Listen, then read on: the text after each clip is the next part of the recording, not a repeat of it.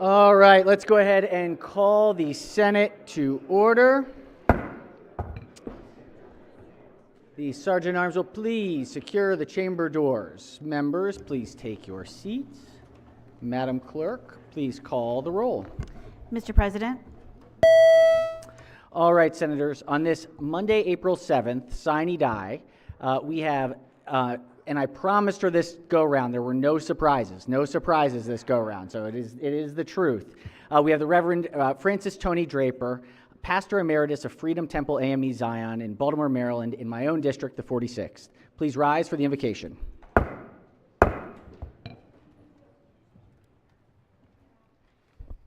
Good morning. This morning's invocation includes selections from my new book, Prayer and Pen, that I authored and released January of 2025, published by Our Daily Bread Ministries. It features the prayers of my grandfather, Dr. Carl J. Murphy, who served as publisher of the Afro-American newspaper from 1922 to 1967. So in times of national challenge and personal responsibility, he turned to prayer for clarity, courage, and peace. Though written decades ago, his words still speak powerfully to the times that we are living in today. Let us pray. Gracious and eternal God, as this legislative session draws to a close, we pause to offer gratitude for the service rendered in this chamber, for the care shown in deliberation, and for the leadership that has guided this body through another season. We thank you for Senate President Bill Ferguson and for all those who, seen and unseen, have labored to serve the people of this state with diligence and heart. As this chapter ends, we ask for rest for the weary, clarity for those making transitions, and renewed strength for the days ahead. May those who serve here return to their communities with a deeper sense of purpose and compassion. Remind us, O God, that in the rush of our days and in the quiet of our evenings, we are called not only to act, but also to remember. Remember the sacrifices of those who paved the way, the values that anchor our decisions, and the responsibility we each bear to seek justice, walk humbly with you, and love mercy. Help us not to substitute what is expedient for what is right, not to accept a little of what we know is wrong in order to gain a little of what we think is right. And in decisions affecting truth and right, grant us the grace to stand. Let your presence guide all who serve in this chamber, and may the work done here continue to bear fruit in the lives that it touches. And all of the people say, amen. Thank you. Appreciate you. Thank you. Appreciate you. Thank you. And remind your husband, Andre, right? Of course. Okay, cool deal. The wonderful Reverend's here also with her husband, Andre, and just want to thank him for being here with us today. Thank you as well for joining us, too. And 51 years they've been together. 51 years. That's remarkable. That is incredible. Your inspiration in all the ways, always. Thank you. Such a pleasure to be here with you. Oh, please, yeah. Have a good day and evening. We will. We will try. We'll at least try. We'll try, yes. All right. Without objection, Senators, we will journalize the wonderful Reverend's invocation this morning and thank her for providing a copy of the book, which has some wonderful, wonderful prayers within it.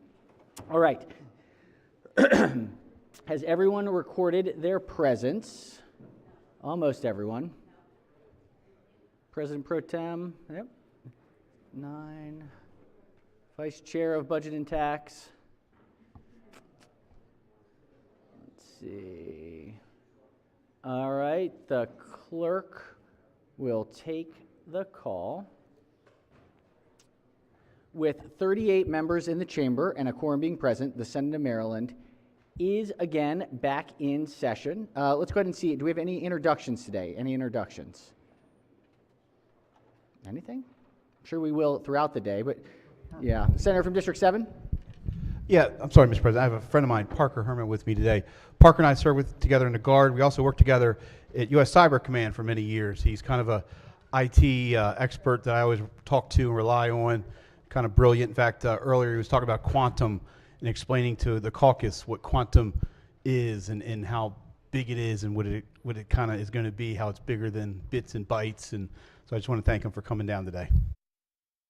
Wonderful. Thank you. Well, welcome. Welcome. Thanks for joining us today. Thank you for being here. Thank you. Yes, Senator from Baltimore City. 40th. Mm-hmm. Thank you, Mr. President, colleagues. Up in the chambers behind me is a gentleman by the name of Kevin Scott. You know, we often depend on our staff to keep us in order and make sure things go well. But Kevin is a person I often refer to him as my senior advisor because he's such a thoughtful person, a community leader and a business leader in our community, doing extraordinary things and providing guidance to so many. So colleagues, please join me in welcoming Mr. Kevin Scott here to the Senate chambers this morning. Welcome, welcome, welcome. Thank you for joining us here today. Yes, Senator from the 6th. Thank you, Mr. President. You know, we have ministers throughout the state of Maryland that come here and they pray for us, and we have it every day, and we're blessed to have that opportunity to people would think about us and come here and have a moment maybe of silence, but a time that we can reflect, or maybe we can have a moment of prayer.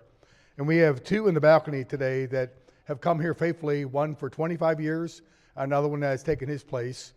And there are two chaplains that are going to continue to be faithful in this ministry of Bible study. And I'd like to give them a warm Senate welcome to Chris Jensen and Dave Stadler. Please give them a warm welcome. Thank you. Welcome back. Welcome. All right. We've got a busy day today. Lots happening. Let's see. Senator from Anne Arundel. Thank you, Mr. President. May I welcome our pages on this sine die? Certainly, please. Thank you. So, colleagues, today we have a great group of pages, two actually, a large group of pages. We got some in the gallery, and then some are with us on the floor tonight. 16 total pages is helping us out all the way through midnight. So, first we have Mara Babb back from Anne Arundel County, District 33, Crofton High School. Trinity Devine from Prince George's County, District 26, a student at Friendly High School. Max Freeman from Montgomery County, District 16, a student at Walt Whitman High School. Noah Gordon from Anne Arundel County, District 31, a student at Severna Park High School. Hafsa Hamdawi from Anne Arundel County, District 21, a student at Crofton High School. James Jenkins from St. Mary's County, District 29, a student at Chopticon High School. Kennedy McCrae, Baltimore City, District 45, a student at Baltimore Polytechnic Institute. Maneet Mehta from Howard County, District 13, a student at Reservoir High School. Matthew Payne, Baltimore County, District 35, a student at Loyola Blakefield High School. Joseph Phelps, Howard County, District 9, a student at Mount Hebron High School. Macy Shelton, Anne Arundel County, District 30, a student at South River High School. Sophie Sultanfuss from Queen Anne's County, District 36, who's homeschooled. Carly Van Schaik from Caroline County, District 37, a student at Colonel Richardson High School.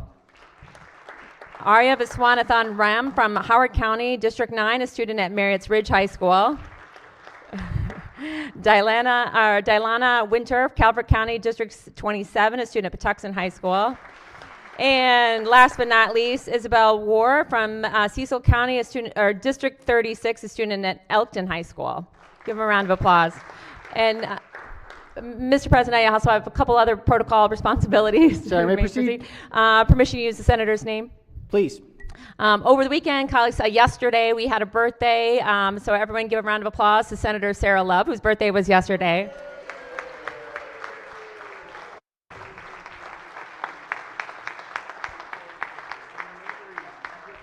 And we have one more birthday, also coming from the JPR committee. It is Senator Chris West's birthday today, his 75th birthday.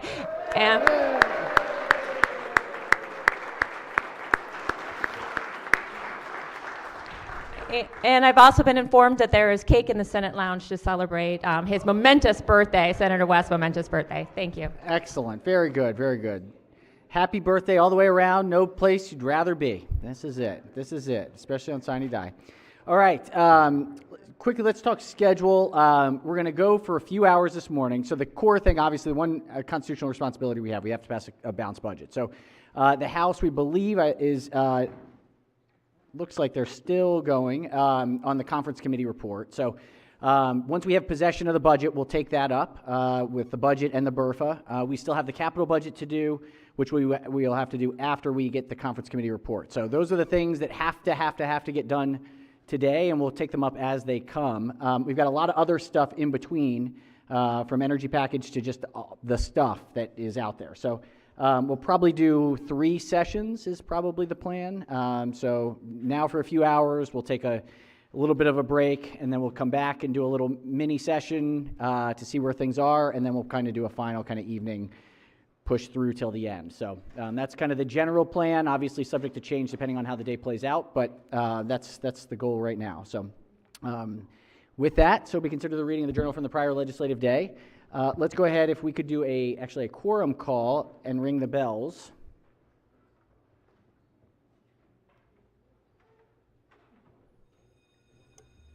Mr. President, All right, has everyone recorded their presence?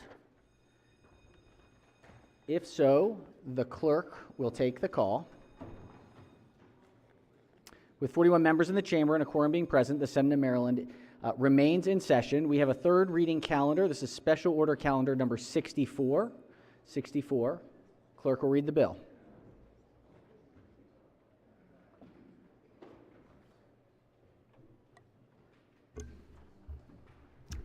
House Bill 411, Delegate Coleman, State Designation, State Mineral, Chromite, State Mineral Act. Bill is on third reading for final passage. All right, Senators, House Bill 411 is on third reading for final passage. Any discussion? Yes, recognize the Senator from District 7. Thank you. I was wondering if the floor leader would yield for a question. Will the floor to yield? Senator may proceed. Of course. Yeah, very interesting bill. I was just wondering, are there any other states that recognize chromite as their official state mineral? No, actually, Maryland would be the first in the nation to adopt it, and that goes to because of the historic significance that it has in the state of Maryland. Okay, so interesting. So what makes that important to Maryland then, the significance? Yeah, it's a great question, and I certainly appreciate David Shore bringing this to our attention. He was 11 years old at the time, but it was discovered in Maryland in 1808, and Senator, there are names of streets in Hartford and Baltimore County for chromite because it really helped with the Industrial Revolution in Maryland. We were the world's leading manufacturer on chromite, and as a matter of fact, recently it was brought to our attention that the Byron family has deep roots to the person who discovered chromite. Very interesting. Well, in that case, Mr. President, I appreciate the floor leader's information, and I'll be supporting this bill now. Thank you. Thank you, Senator.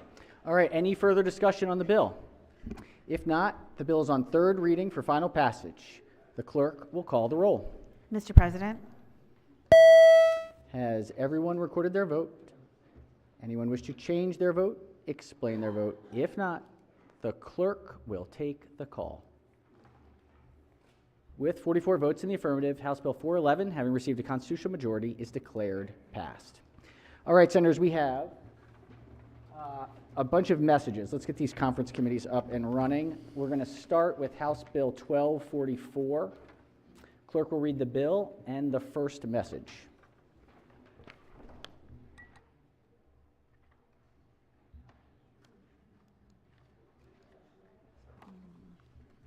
House Bill 1244, Delegate Guyton, Maryland Developmental Disabilities Administration Waiver Advisory Council establishment by the Majority Leader. Ladies and gentlemen of the Senate, the House of Delegates refuses to concur in the Senate amendments and respectfully requests the Senate recede from its position. Should the Senate prefer a conference committee to confer on the disagreeing votes of the two houses, the House appoints Delegate Majority Leader moves, Bagnall. so be considered the reading of the letter. Message having been read is ordered journalized. Clerk will read the next message. By the Majority Leader, ladies and gentlemen of the House of Delegates, the Senate does not receive the Senate amendments and agrees to a conference committee to confer on the disagreeing votes of the two houses. The House has appointed Delegate Bagnall chairman, Delegate Hutchinson, Delegate Majority Leader moves, Martinez. so be considered the reading of the message having been read is ordered adopted. We've got another one. Next one is House Bill 78. 78. Clerk will read the bill and the first message. House Bill 78, Chair, Economic Matters Committee, State Commission of Real Estate Appraisers, Appraisal Management Companies, and Home Inspectors, Sunset Extension Report. By the Majority Leader, ladies and gentlemen of the Senate, the House of Delegates refuses to concur in the Senate amendments and respectfully requests the Senate recede from its position. Said bill is returned. By order, Sylvia Siegert, Chief Clerk. Message having been read is ordered journalized. Clerk will read the next message. By the Majority Leader, ladies and gentlemen of the House of Delegates, the Senate does not recede in the Senate amendments and respectfully requests the House reconsider and concur. Should the House prefer a conference committee to confer on the disagreeing votes of the two houses, the Senate appoints Senator Hayes, Chair, Senator Guile, Senator Mounts. Said bill is returned. By order, Nicole Alexander, Secretary. Recede, recede, recede, conference. All right. Keep an eye on this one. We'll see how it goes. This is going to be a midnight one, I think. All right. Message having been read is ordered adopted. Let's go to Senate Bill 181. Senate Bill 181. Clerk will read the bill and the first message.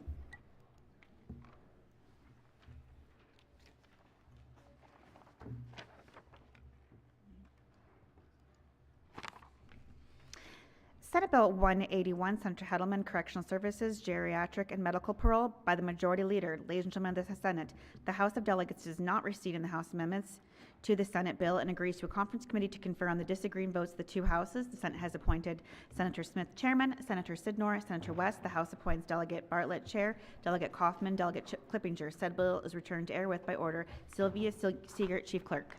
Message having been read is ordered journalized. Clerk will read the next message. Oh, I'm sorry. They just are starting it. Okay. So message having been read is ordered journalized. We have another message from the House. This is Senate Bill 608. 608. Just one. Clerk will read the bill and the message.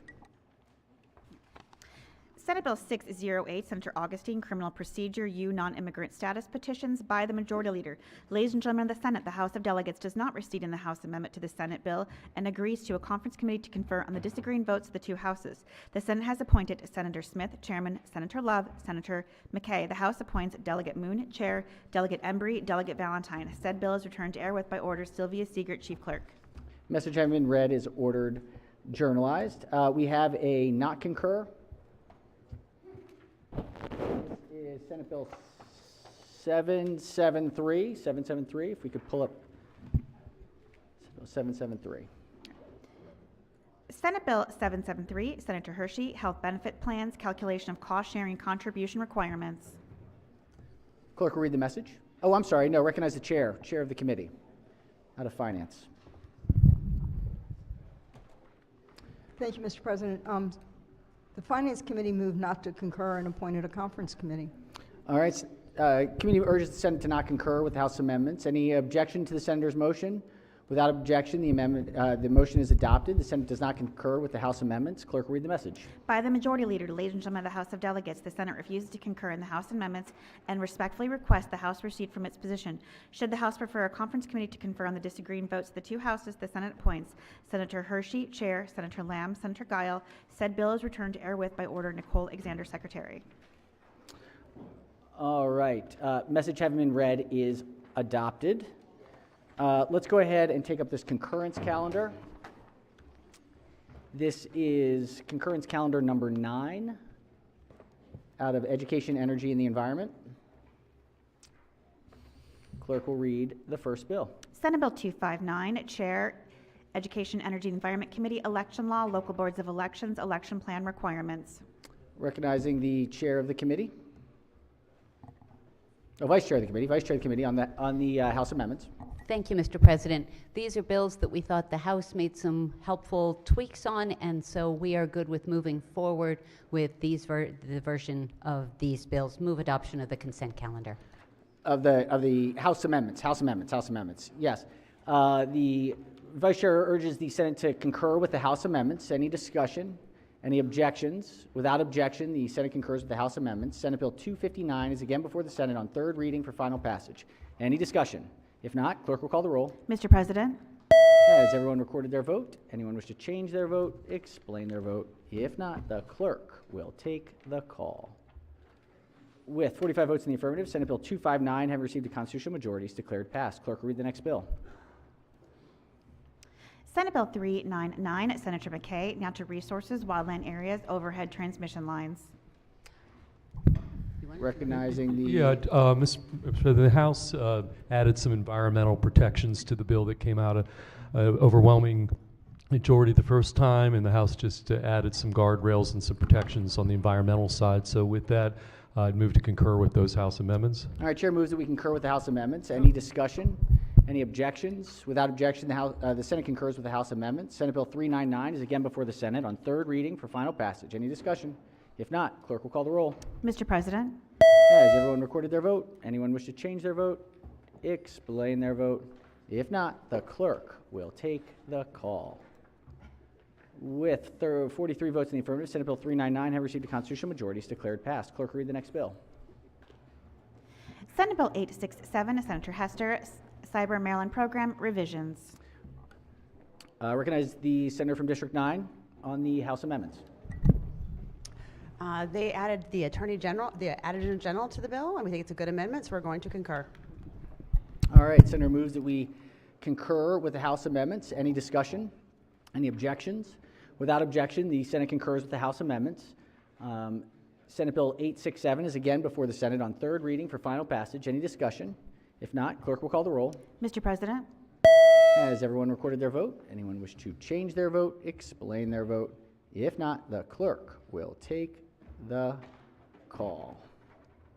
With 46 votes in the affirmative, Senate Bill 867, having received a constitutional majority, is declared passed. Clerk will read the next bill. Senate Bill 909, Senator Hester, Energy Resources Adequacy and Planning Act. Recognize Senator from District 9 on the House amendments. Here, Mr. President, chair.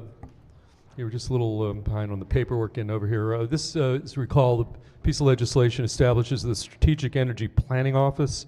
The bill came through here last week, and all the House amendments do is strike language related to studying both levelized costs of electricity and levelized full costs of electricity. With just that single amendment, Mr. President, we move to concur with those House amendments. All right, the committee moves that the Senate concur with the House amendments. On the amendments, recognize the minority leader. Thank you, Mr. President. The floor leader would yield just for a couple quick questions. Yeah, I'm going to yield to the Senate sponsor. On Thank the you bill. very much. Yeah. Yielding to the Senate sponsor, Senator may proceed. Thank you. Madam Floor Leader, there was a question on how this was going to be paid for. Has that been addressed? So this is paid for the same way the Office of People's Counsel is paid for. So that would be based on an assessment. So that's an assessment on the utility companies, which then obviously pass that down potentially to the ratepayers. Was there any discussion of paying this through the C funds, since there seems to be an abundance of funding in there? Could we have taken a look at doing that instead? Was that brought up at all? No. Okay.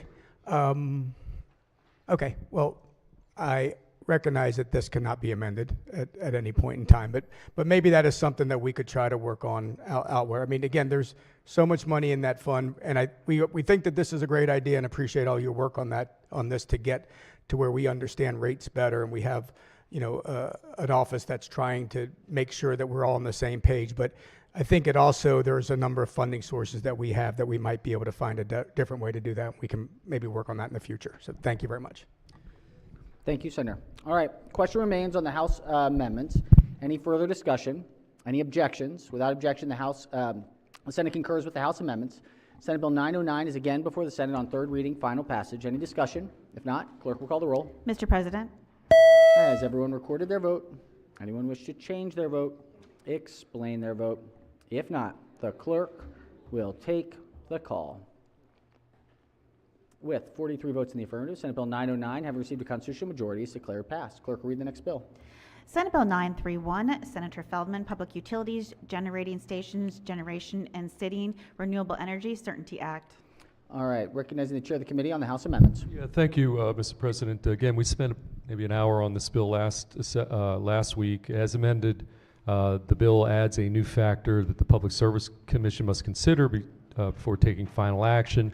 This had to do with citing, permitting provisions to try to, again, remove uncertainty and get online in-state generation in place quicker. All the House amendments do is add a study on the feasibility of a community solar auto enrollment program, which we had stricken out of the bill leaving the Senate, and then secondly creates a distributed generation CPCN process for faster permitting process for small solar stations.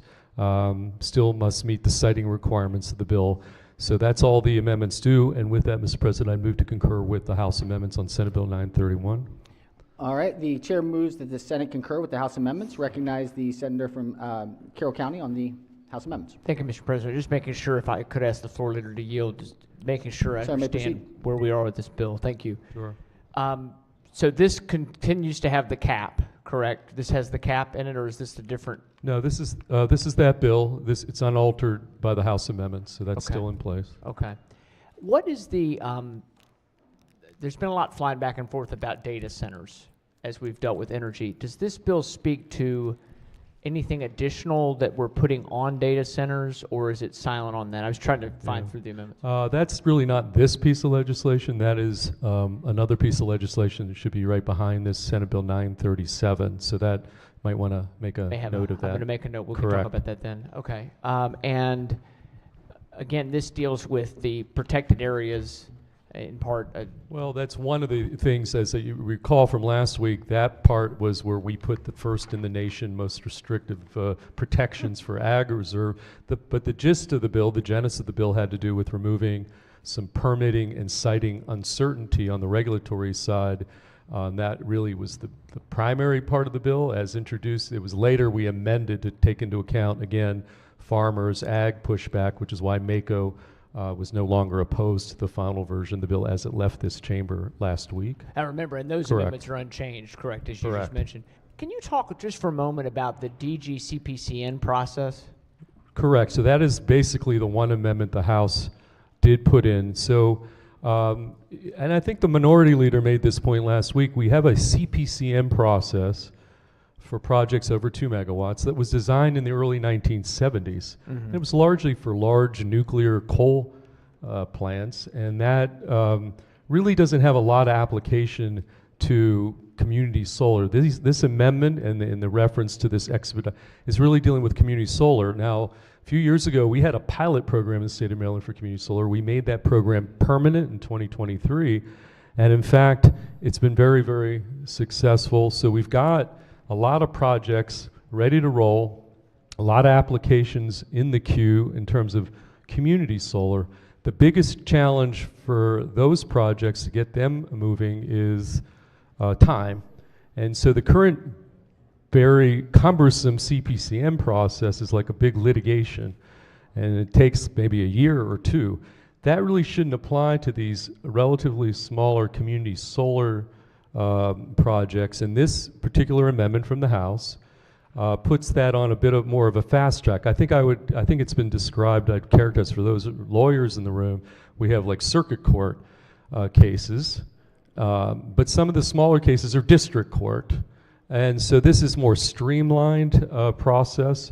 It's in the bill, and that's basically the amendment that the House put on it would put community solar projects on, if they meet, now they don't have to do it that way. They can use what's in the bill that we sent out, but this is an alternative process, and there is a regulatory set of regulations that will have to be promulgated by the Public Service Commission to say, here are the criteria. If you want to get through this expedited process that'll get the solar, community solar projects moving quicker, you're going to have to meet a bunch of other criteria separate and apart than what's currently existing, which is very time-consuming, expensive, and again is very problematic as we try to solve our resource adequacy issues of that state. So the old CPCN process that is much more cumbersome really doesn't fit so nicely with the projects that we're talking about here, and is the subject of this particular amendment that the House put in. It fits very nicely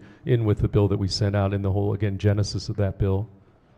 I really appreciate that explanation. The CPCN, the DG CPCN, so the goal is these are smaller projects. Are they below two, or are they? Well, community solar is a little different. It's between 2 megawatts and 5 megawatts, but when you're talking about, so therefore it's subject now to the broader, more cumbersome CPCN process, but when in the context of a community solar initiative with subscribers and small subscribers, that number is not really reflective of the size of the project necessarily. I mean, we could continue to talk about it, but the bottom line is this is largely about community solar. I think we only had about 7 or 10 applications in the queue a couple of years ago, and now there's about 33 or some applications. And the concern is if all the time and all these community solar applications take up, it's so cumbersome, it's going to drag down and increase the workload of the public service missions. They can't take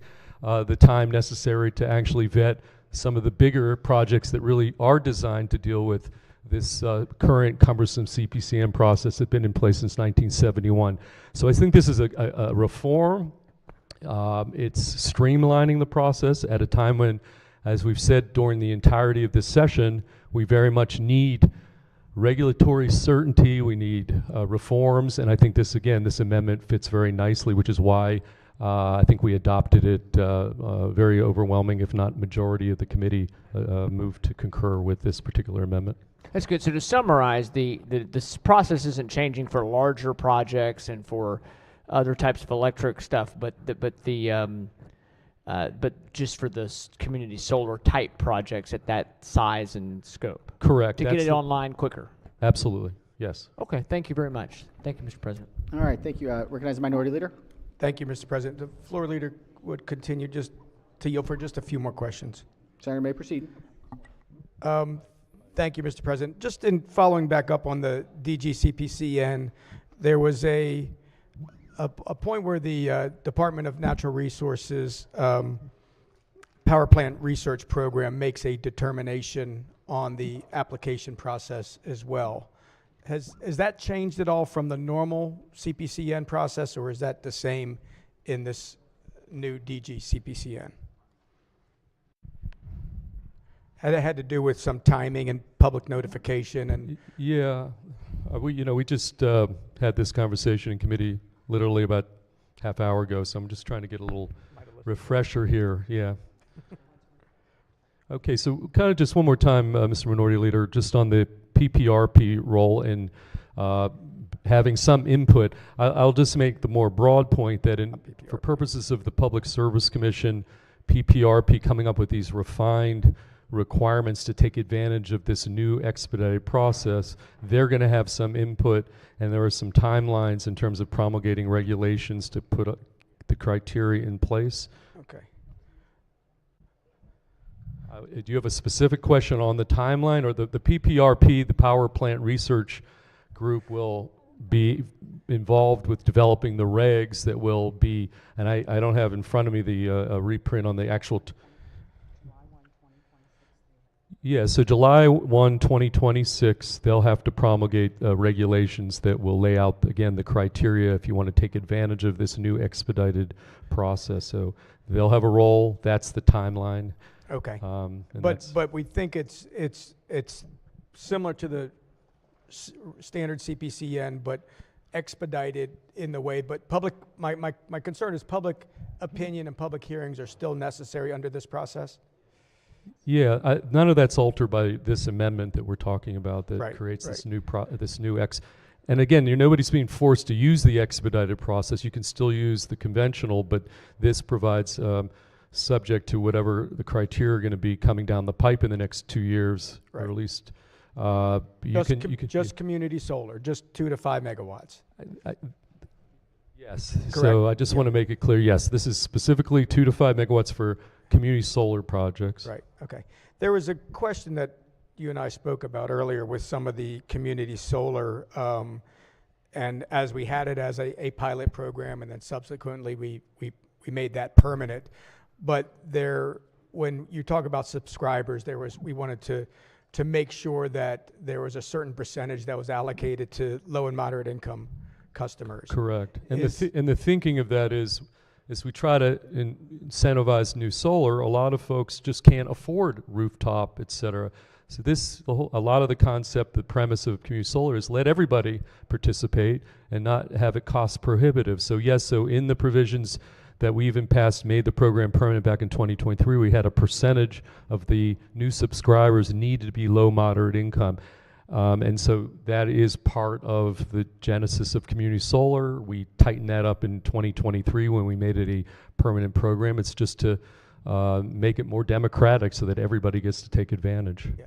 Okay, and that's fine. Just there was a bill we heard earlier this session that had to do with the Maryland Transit Authority or Maryland Transportation Authority and MDOT in doing a payment plan for low-income individuals. And MDOT came back and said that they were not able to figure out, in a sense, who was low income. Have we heard that issue at all with Community Solar? I mean, did these private companies have the ability to tell if somebody meets a income requirement to be considered part of the low and moderate income subscribers? Yeah, actually, that has come up. And so as part of the application process, you actually have to prove up if you characterize yourself. So when you're trying to fill that percentage, in this case, I think it's 40% have to be, quote, LMI. Or, okay, now we bumped it up to 51%. Right. Actually, even more democratic. As part of the application process, you need to provide documentation to establish and verify that you, in fact, meet that criteria. And so I think that is part of the application process. Okay. Correct, which I don't believe is the case in the other. I'm not as familiar with the Maryland Transit issue, but in this case, that has become part and parcel of that process. Okay. So that folks will know if the 51% number is being ultimately right. met. It's really the solar developer's responsibility to make sure that 51% goal is met. And so they need to go out and seek LMI customers in order to go forward with the project. So I just want to make sure that they do have the ability to find out if somebody, meets that qualification to be considered LMI and be able to meet the requirements for the 51%. Right, and as I say, I think as part of it now, what happens is, as part of the application process, it's specifically telling you to check a box, provide documentation. I think that's how it's evolved over the last few years. All right. Thank you very much, Mr. Chairman, and thank you, Mr. President. Thank you, Senator. All right, on the House amendments, any further discussion? If not, any objections? Without objection, the Senate concurs with the House amendments. Senate Bill 931 is again before the Senate on third reading for final passage. Clerk will call the roll. Mr. President? Has everyone recorded their vote? Anyone wish to change their vote? Explain their vote? If not, the clerk will take the call. With 33 votes in the affirmative, Senate Bill 931, having received a constitutional majority, is declared passed. Clerk, read the next bill.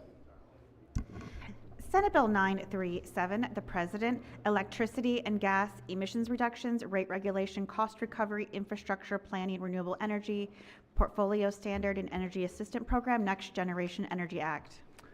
All right, recognize the chair of the committee on the House amendments. Yeah, thank you, Mr. President. This is another piece of legislation that I think we spent an hour and a half on. The senator from the 47th did an excellent job defending the bill.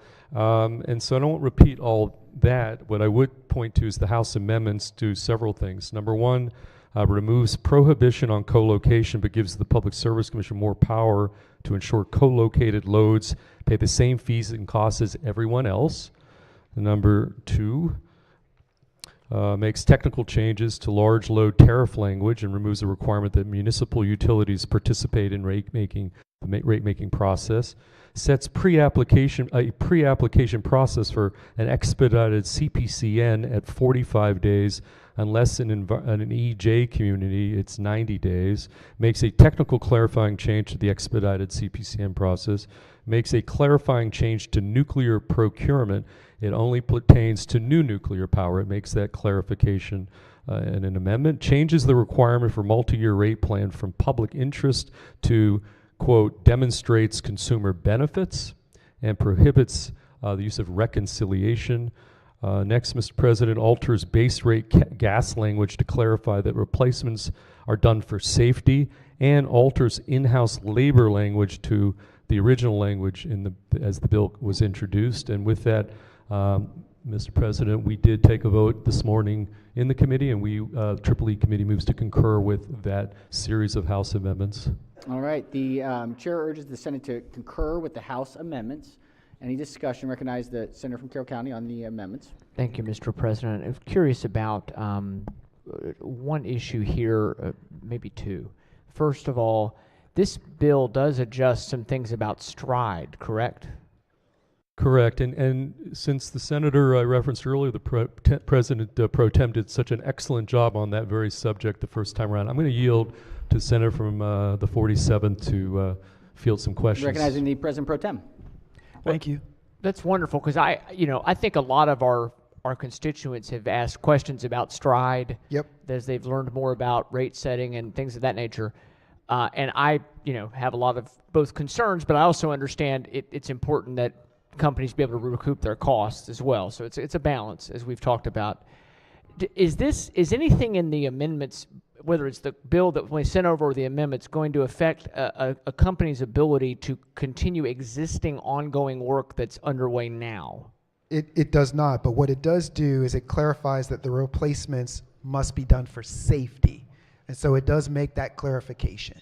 What would be an example? Thank you. What would be an example of something not being done for safety? Just more expansion, or? No, it wouldn't necessarily be expansion, but they're always making decisions about whether to make repairs or to do extended replacements. And so the conversation here is to say that we should be emphasizing safety and not seeking to have more of a replacement versus really making sure that we're focused in on safety. So you could have a replacement strategy which would incur like more pipe than if you were just looking to fix and to ensure simply safety for a particular stretch. Okay, that's helpful. And is that because we don't want them extending infrastructure further, or is it because we don't want them just it's because we want to protect ratepayers' money. That's Okay. it. We just want to make sure that we are taking care of that which we know is the most important, which is safety, but then to also just make sure that we're protecting ratepayers and the money that keeping their money in their pocket. Because thank you. Because the goal of STRIDE really was about generally safety and infrastructure. That is correct, but there was some language in there that did suggest that there would be accelerated replacement, and so there were modifications to that to make sure that it wasn't just accelerated replacement, which is interpreted at the PSC for allow for more of that bigger replacement. Now this is clarifying to say, no, we want it to be for safety. Because our constituents are being charged for this Exactly work. right. That's correct. Oh, gotcha. No, that's great.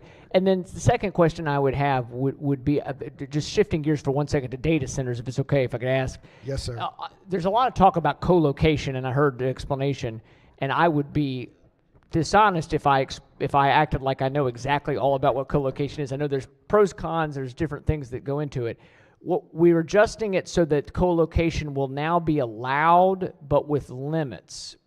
That is correct. So as intro, well, the bill basically had a prohibition on co-location, but now with the amendments, it allows the PSC to have more of an opportunity to ensure co-located loads are paying those same fees, and that costs are borne by everyone, so that it's a far more fair process, but that there is still that opportunity for co-location, presuming that it does make financial sense for us. Because because the idea was that the concern a lot of people have, including in my community, is tapping into the grid and taking a lot of the grid and then not.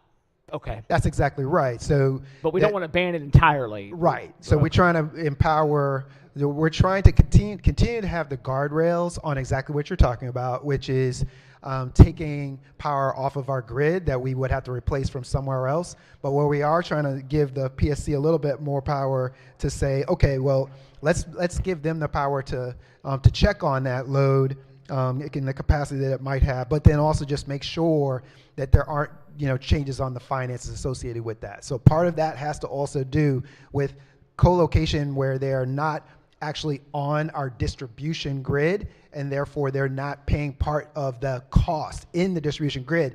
even though they still will pull from that distribution grid. So we just want to make sure that they're not doing that, because again, this is protecting us collectively as ratepayers, such that because we all are paying for that infrastructure. Would they still be able to pull off energy though if this amendment passes in some ways? Because it sounds like there's flexibility being given, which I'm not necessarily against flexibility. I'm just trying to understand. Are they able? It does remove the ban, the prohibition, and so it gives them more power to manage it, and they would have to go through a process, a commercial process within that. But it does now give an opportunity for them to be able to do so. Was that, and I know that we didn't have this in the bill, so this is certainly not aimed at the floor leader directly, but isn't that a concern that we didn't want to have any flexibility because they can pull off? There have been studies. We've looked at this. We are concerned. We are concerned about the impact of co-location, and that's where this is seeking to find more of a middle ground of some flexibility, but with the guardrails that are there. But you're absolutely right. There have been concerns about taking off baseload power from our grid, and in that sense, even though it's there, the way that the PJM works, they can only count that which is a part of the grid, and you would be taking it off because of co-location, and you would reduce like the capacity of that place by that amount.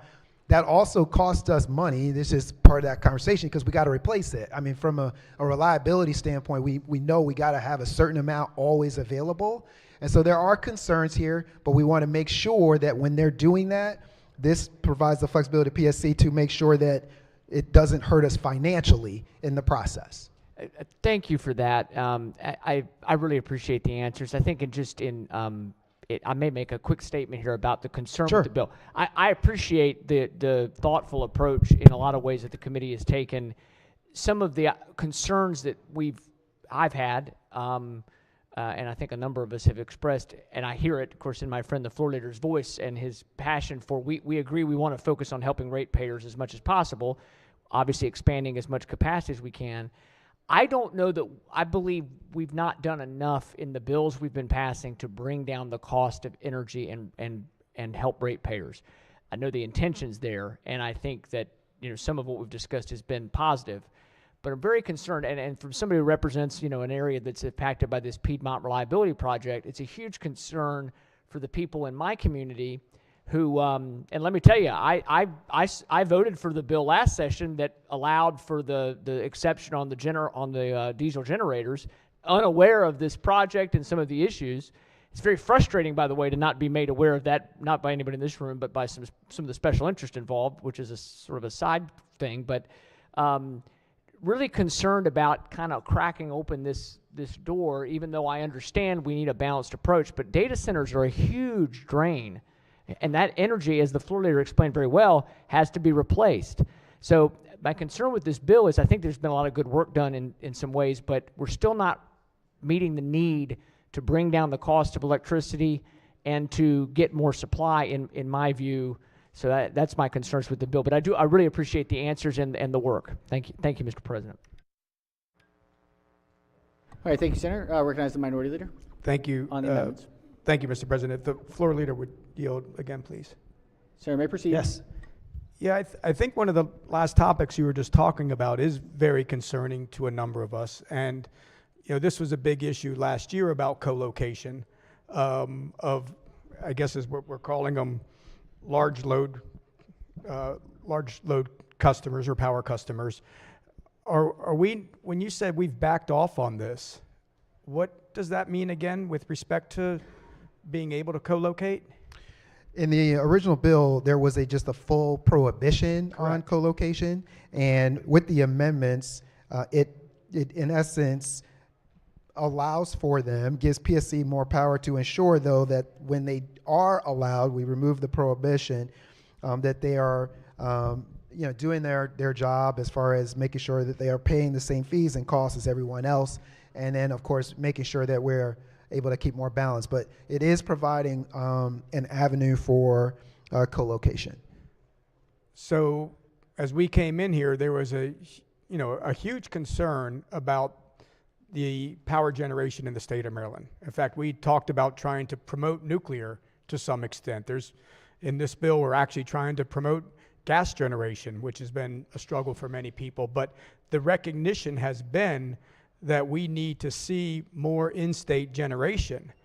And as you mentioned, when this bill came through the House, there was a ban on co-location because obviously the concern is we've got one nuclear power facility in the state of Maryland, and there was concern about it, a large load user going and co-locating there and pulling that amount of power, base load power off the grid and using it themselves. So we've now taken steps to say, hey, let's promote gas generation, but are we going to put ourselves in a position where we're allowing one large user to come in and pull a gigawatt of power off of a nuclear generating facility? This was not simply or solely about nuclear. I mean, this is co-location. So there are other instances, of course, and that was a part of I think some of what is their need for the balance is that if you were to create a smaller power generating situation, which we do have, and you remove that opportunity for co-location, I mean, there's just some additional costs that could be associated with that. And I think that this is just a recognition of the fact that that it is not monolithic, that the co-location is not monolithic. It needs to be, and that there is still more work to be done on this, but that it makes sense to provide a little more flexibility to the PSC in that process. But it's not that we've lost track of it, as I know the study that the PSC has done on co-location is still a very a topic that's is not entirely approved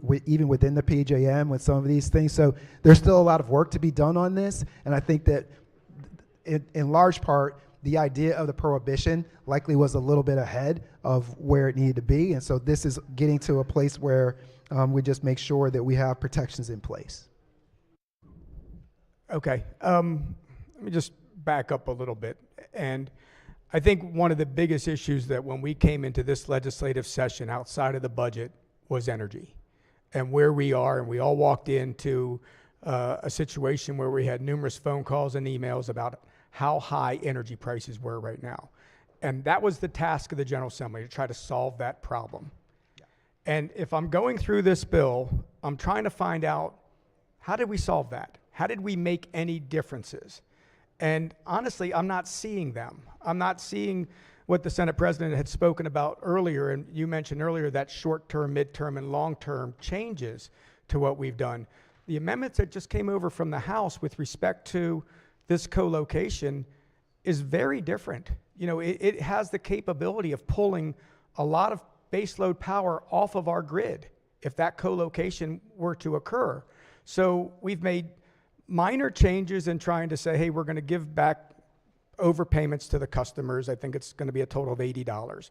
We made midterm changes to say we're going to look at rate structures and do something with that, which again, I've got some questions on. But the longer term was we were going to promote 3 gigawatts of natural gas generation, or at least allow that to occur. There's been questions with respect to that. Did we go far enough to really incentivize somebody to come in and make that investment? And a number of us are hearing no, we really didn't. We might have expedited the process, but we really didn't, through this PSC RFP process, really incentivize a gas generator to come to Maryland and build new generation. So now we're hearing that, we were talking about nuclear, we were talking about possibly incentivizing that, we were talking about, zero emission RECs that, we haven't done, but the largest provider of electricity in the state now is subject to being now able to go to one customer, one private sector customer, and say, we're going to sell directly to you.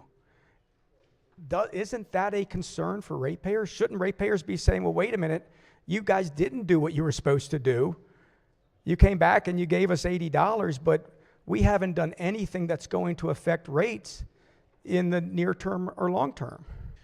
Mr. President, we in fact did provide an immediate refund to the people of our state. We also saved the people of our state money immediately with the changes to the multi-year rate plan, millions of dollars, short term, right now, today. We also, Mr. President, by virtue of authorizing the dispatchable energy that we talked about, we set ourselves on a midterm path in order to be able to have the in-state generation that will stabilize our markets and save our people money. We've also established in this bill the long-term opportunity for nuclear to, again, make us even more energy independent as a state. I'm very proud of all of these elements and pieces that are there that really seek to do all three levels as we discussed. Mr. President, I greatly respect my colleagues, but those sounded a lot more like talking points rather than what the bill itself does. And well, they do. I mean, it sounds like the talking points that we started with at the very beginning of session, because we just said, what did you do with multi-year rates? All you've said is that they can still do them, but there's no reconciliation. Mr. President, that will save us $28 million today by removing the reconciliation.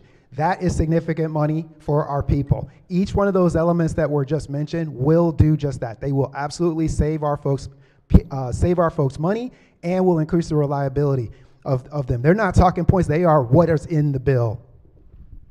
Thank you, Senator. There's been concern about reconciliation on what that really means. Reconciliation cuts both ways. So after a utility comes through with a multi-year rate, they have been able to go back for reconciliation and ask for more, but they've also had the PSC has been able to say, you've charged us too much. That's what reconciliation is. This pulls out reconciliation. Isn't that accurate? That is accurate, and they have never offered a refund.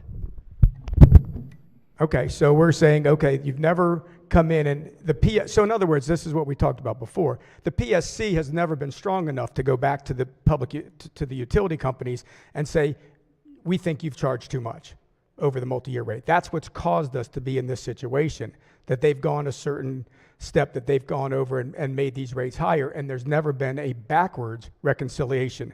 So all we're saying is this will not allow them to go and make a forward reconciliation that would have actually asked for more money. That's what we're saving, because that's not a savings.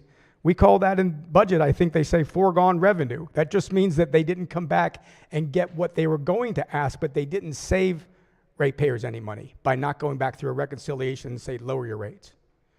Mr. President, it saves them money.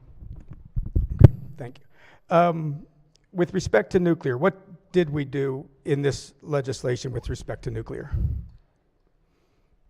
Because you just mentioned that was a long term. We created a procurement process. We also created a credit process that will incent nuclear in the long term, and also created avenues for small modular reactors. And what do we think will incentivize? I mean, we have one nuclear facility again in Calvert Cliffs. We understand that they can make upgrades down there that will provide additional generation.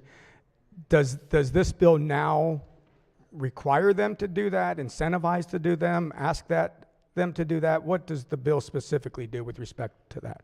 It creates the avenue for a attributable benefit, as we have in other areas, for new generation in nuclear. So it assigns an additional value for that, and it also does charge the PSC with the creation of a framework for the procurement of nuclear as well. So is that like a REC program? Yes. So that, again, keep in mind, REC programs are ratepayer incentivized, correct? Yes. So we're saying that the ratepayers we could put in a system that would allow ratepayers to incentivize new nuclear in Maryland. Again, which is concerning again, because we're brought here to try to reduce the cost for ratepayers, but this is a new incentive that would go forward with that. Let me, if I could ask one more question. We talked about, again, large load power users. There was something, again, in our bill that talked about a large load tariff. Has that changed at all, or is that still in place from what the House sent over to us? There were technical modifications to it, but the real change, and you would appreciate this, removes the requirement that municipal utilities participate in that rate making process. So is a large load tariff, a large load power user, the tariffs for that, we expect that would be a reduced price similar to what like C&I rates are for commercial and industrial users, a lower rate for large use. It obviously would be a negotiated rate, so you likely would be able to see based on that, but it's not by definition going to be a lower or higher rate. Not by definition. Okay, I mean it wouldn't be higher because we wouldn't promote something that would Right. say you can pay more money. I agree with that. Yeah, but so you just can't it just hasn't. dictate what it would or would not be. But I don't disagree with you on that. Okay, thank you very much, Mr. Floor Leader. Thank you, Mr. President. You know, again, I think we're going to stay on the fact that we were tasked with something this year, and I think, regardless of the conversation we just had, I think the General Assembly fell woefully short in trying to protect Maryland ratepayers. In fact, I don't think that it appears that we didn't even hear them, because we are not doing anything in this legislation that is going to make rates lower. We are not coming forward, and we can talk all we want about rebates. Mr. President, that $40, $80 is overpayments from the policies that we created. We've collected over $800 million in penalty fees from ratepayers, and we're giving them a paltry $80 back. Okay, we had amendments on there that was going to say, hey, let's give it all back. Let's give it back every year. You guys said no to it. Okay, you're going to give them $200 million out of $800 million back. Okay, and again, we're going to see $380 million in overpayments in 2024 when that report comes out. So giving $80 back is not solving anything. All it's doing is saying that we recognize we made a mistake and we're going to give you something back. We didn't do anything that's going to lower rates right away. We are going to see in January, in June, we're going to see the effects of pulling Brandon Shores and Wagner offline. The capacity rates have skyrocketed. They've gone up 4 times in some places, maybe even more than that. Our constituents, Maryland ratepayers, are going to see higher rates as soon as June and July because of pulling off baseload generation. We just talked about possibly pulling off more baseload generation if we have, a single private entity come over and pull a gigawatt of power or 500 megawatts of power off of Calvert Cliffs. We didn't do anything with respect to that. M-Power has been something we've talked about over and over and over again. Can we do something with M-Power? M-Power's run its course. It is not effective anymore. It is something for the utilities to go out and collect more money and spend it on behalf of ratepayers. Ratepayers are tired of it.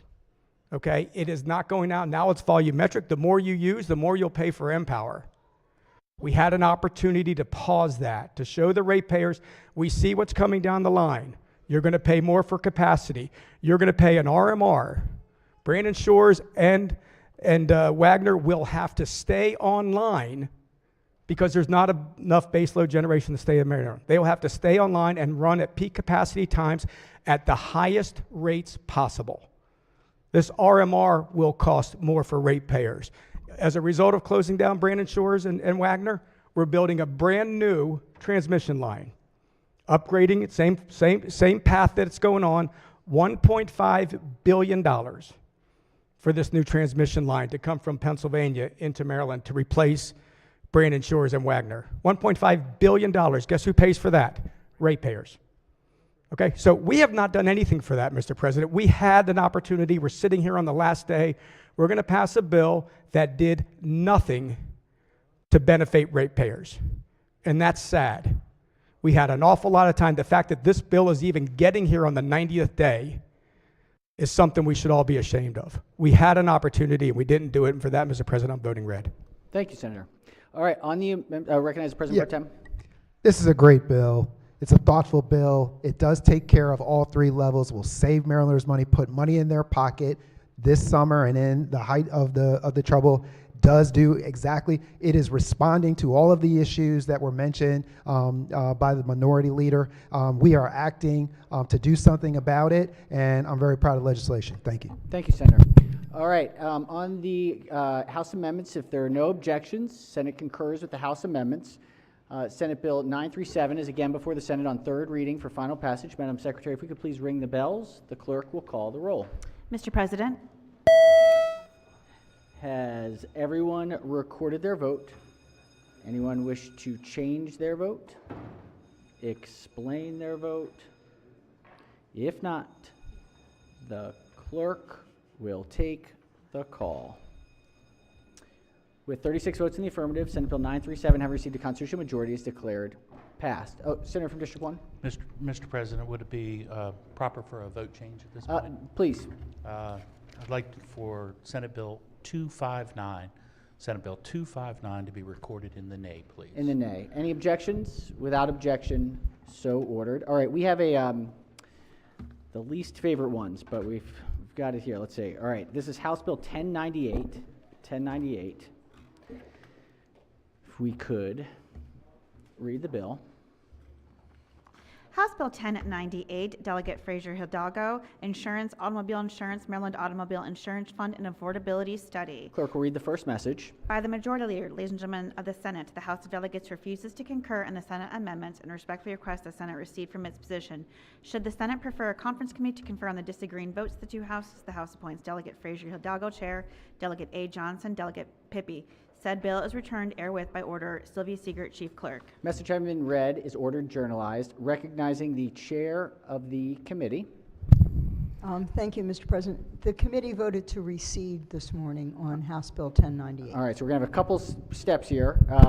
The chair moves to reconsider the vote by which the bill passed on third reading. Is that correct? That's correct, Mr. Any President. objection to the chairperson's motion? Without objection, the motion carries. The chair then moves to reconsider the vote by which the amendments were adopted. Is that correct? That's correct. All right. Any objection to the chairperson's motion? Without objection, the motion is adopted, and the chair moves to withdraw the amendments. Is that correct? The chair moves to withdraw the amendments on House Bill 1098. Chair moves to withdraw the committee amendments. Any objections? Without objection, so ordered. House Bill 1098 is again before the Senate, or excuse me, is now before the Senate on third reading for final passage. Any discussion? Any discussion? If not, clerk will call the roll. Mr. President, Has everyone recorded their vote? Anyone wish to change their vote? Explain their vote? If not, the clerk will take the call.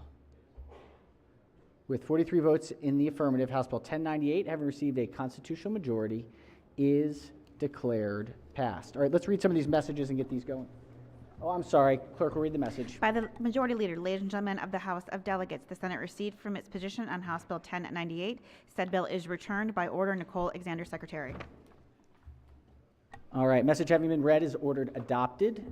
We now have, whoops, I didn't catch the number on that one, I'm sorry. House Bill 222. Clerk will read the bill.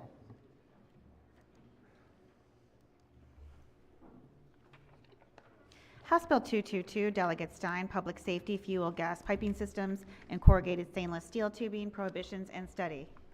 Clerk will read the first message. By the Majority Leader, ladies and gentlemen of the House of Delegates, the House of Delegates refuses to concur in the Senate amendments and respectfully requests the Senate recede from its position. Should the Senate prefer a conference committee to confer on the disagreeing votes of the two houses, the House appoints Delegate Holmes, Chair, Delegate Stewart, Delegate Baker. Said bill is returned herewith by order Sylvia Siegert, Chief Clerk. Message having been read is ordered journalized. Clerk will read the next message.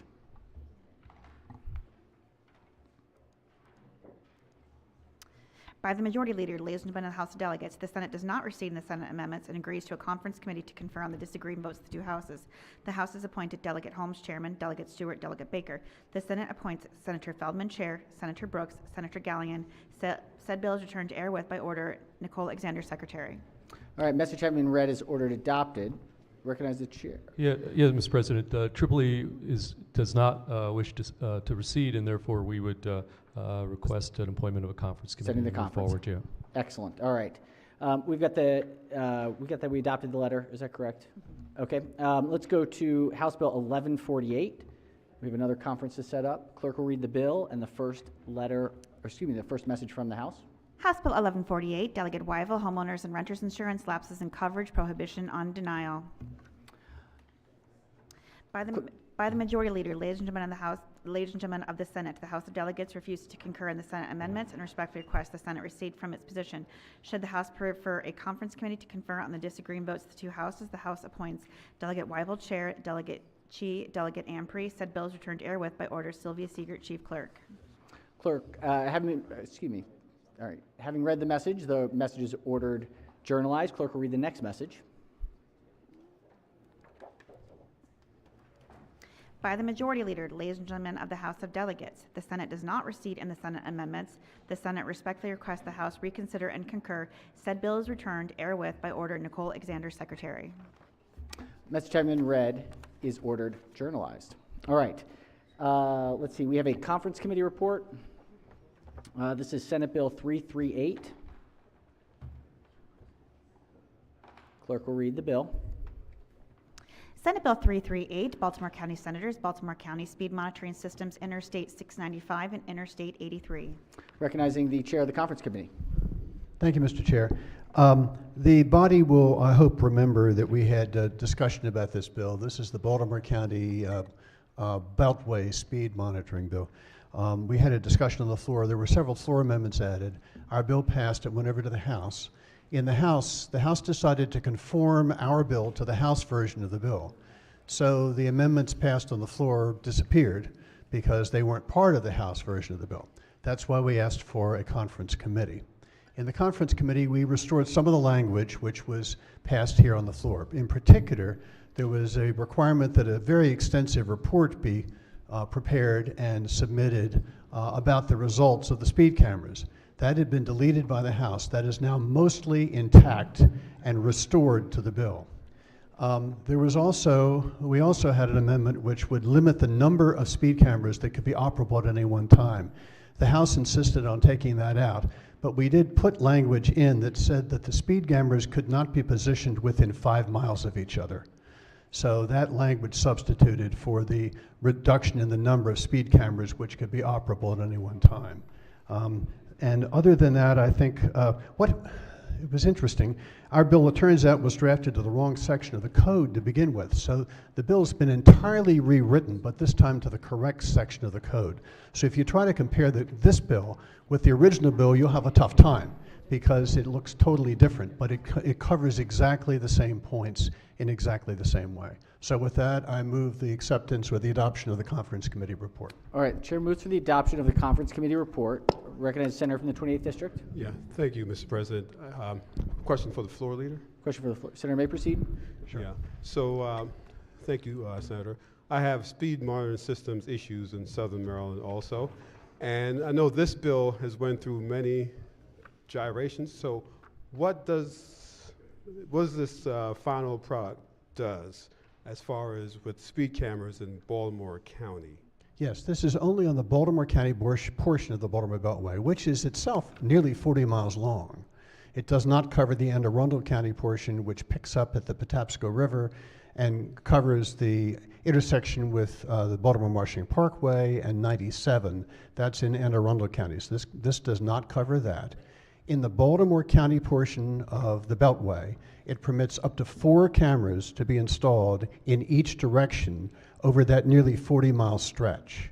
So in each way, there can be up to 4 cameras installed, but no closer than 5 miles to each other. And that's what this bill does. And one further point. The fine, no matter how fast you go, the fine would be a flat $40 fee.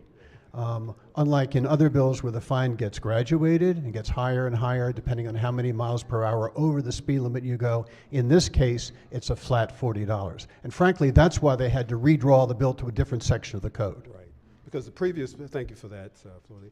The bill that impacts Southern Maryland, the fines went from $40 to $400. And so, but this bill the fines will be capped at $40. $40. Now, if you ride the whole Beltway faster than you should, you could get 4 fines, totaling $160, but it would be $40 every time you pass a speed camera going more than 11 miles over the speed limit. You get a grace period of 11 miles an hour over the speed limit.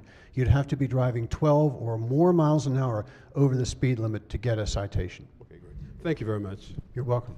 All right, thank you, Senator. Recognize the Senator from the 45th District on the Conference Committee report. Thank you, Mr. President. Just a couple questions, like my colleague. Senator may proceed. Sure. So when you, how many is it capped at on 83? So I heard you say 4 each direction on 695, correct? 3 each direction on 83 North. And when you guys... That's the stretch that runs from the Beltway to the Pennsylvania line. Okay. Up through central Baltimore County. 3 on 85 North, but it's none going south? No. We call it 83 North because it's the stretch. 83 South is the Jones Falls Expressway.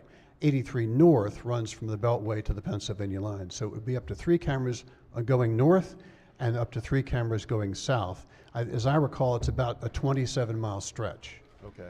And I heard you say 5 miles distance in reference to each camera, but when you guys had the conference committee, I know that they're already authorized in work zones to be able to put That's a totally cameras. separate camera system. Yep. And those only operate so long as the work zones are there. Once the work is completed and the work zones disappear, then those cameras would disappear along with the work zones. Yep. Was it taken in consideration that the cameras that are installed in the work cameras, that they could possibly be on top of each other, or no, that wasn't part of the conversation? No, as I say, the work zone system is totally separate. So we did not prescribe in this bill that the cameras on the Beltway had to be so many miles away from work zone cameras, because again, the work zones move.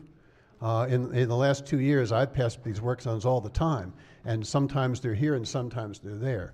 So we didn't want to put language in this bill which would limit where they could permanently place these cameras on the Beltway based on where the work zones are today, because again, those work zones can move, will move, and then will disappear when the work is completed. I got it. Let me be clear that I'm supportive of the bill. If you're not speeding, you don't get a ticket. That's right. But I do think that the work zones, because we're stepping into uncharted territory and we are setting some level of multiple cameras where work zones already exist, I think that as we go forward, we need to take that in consideration, because if a person is speeding, there is an opportunity to get multiple tickets. Independent, they can learn a lesson after the first ticket, but that is one of the things that I would take in consideration. Yeah, Thank you for the opportunity to ask the questions, Mr. President. Thank you, Sure. Senator. All right. An interesting question. I think I agree with you. We should take a look at that in future years. Our committee, I'm afraid, is going to do a lot of work on speed cameras in the years to come. All right. On the Conference Committee, recognize the Minority Whip. Thank you, Mr. President. Just a question for the floor leader, the birthday floor leader, quickly. Thank you. By the way, I want to thank everybody for that birthday cake. There's a spectacular birthday cake in the Senate lounge. It was not cut because there's no knife there, but I know where the knife is. So maybe I should sit down. No. Just a question on the language of the Conference Committee report. Sure. It adds in the State Highway Administration. I assume that's because the State Highway Administration governs the parts of the road that we're talking about. Yes, as originally drafted, there were some mentions of the Maryland State Police. They've all been taken out because the State Highway Administration will administer this program from soup to nuts. So there won't be, Baltimore County government will not be involved in it? No, Baltimore County does not own the Beltway or any land appurtenant to the Beltway. So they're not a part of this bill at all. But we have to pass a bill every time we allow the State Highway Administration to put a speed camera somewhere. Is that true? At the moment, yes. I think our committee Unless wants work zone's been authorized to do that, but yeah. In the future, I think our committee wants to try to find a way to grant more broad authority so we don't have to come to the floor every single time another speed camera is but that's work for another year. That's not this year's work. Yeah, I think I'd prefer we not grant broad authority, but We'll deal with that in the future. Okay, thank you.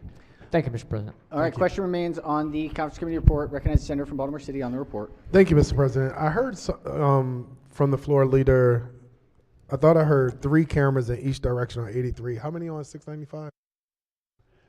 On 80, the stretch from 83 from the Beltway, Baltimore Beltway up to the Pennsylvania line, it'd be 3 in each direction. On the Baltimore Beltway, in the Baltimore County portion of the Beltway, it would be 4 in each direction. So how many cameras are we talking total? 8 plus 6, 14 cameras total. All right. So but remember, the Beltway is about 40 miles. The ID3 stretch is about 27 miles. So you're looking at 67 miles of road, and a total. What did I say? Was it 14 cameras over 67 miles of road? And right. that's in each direction. Excuse me. That's in both directions. So 7 cameras in each direction over 67 miles of road. And Mr. President, it sounds like the bill went back to as originally introduced.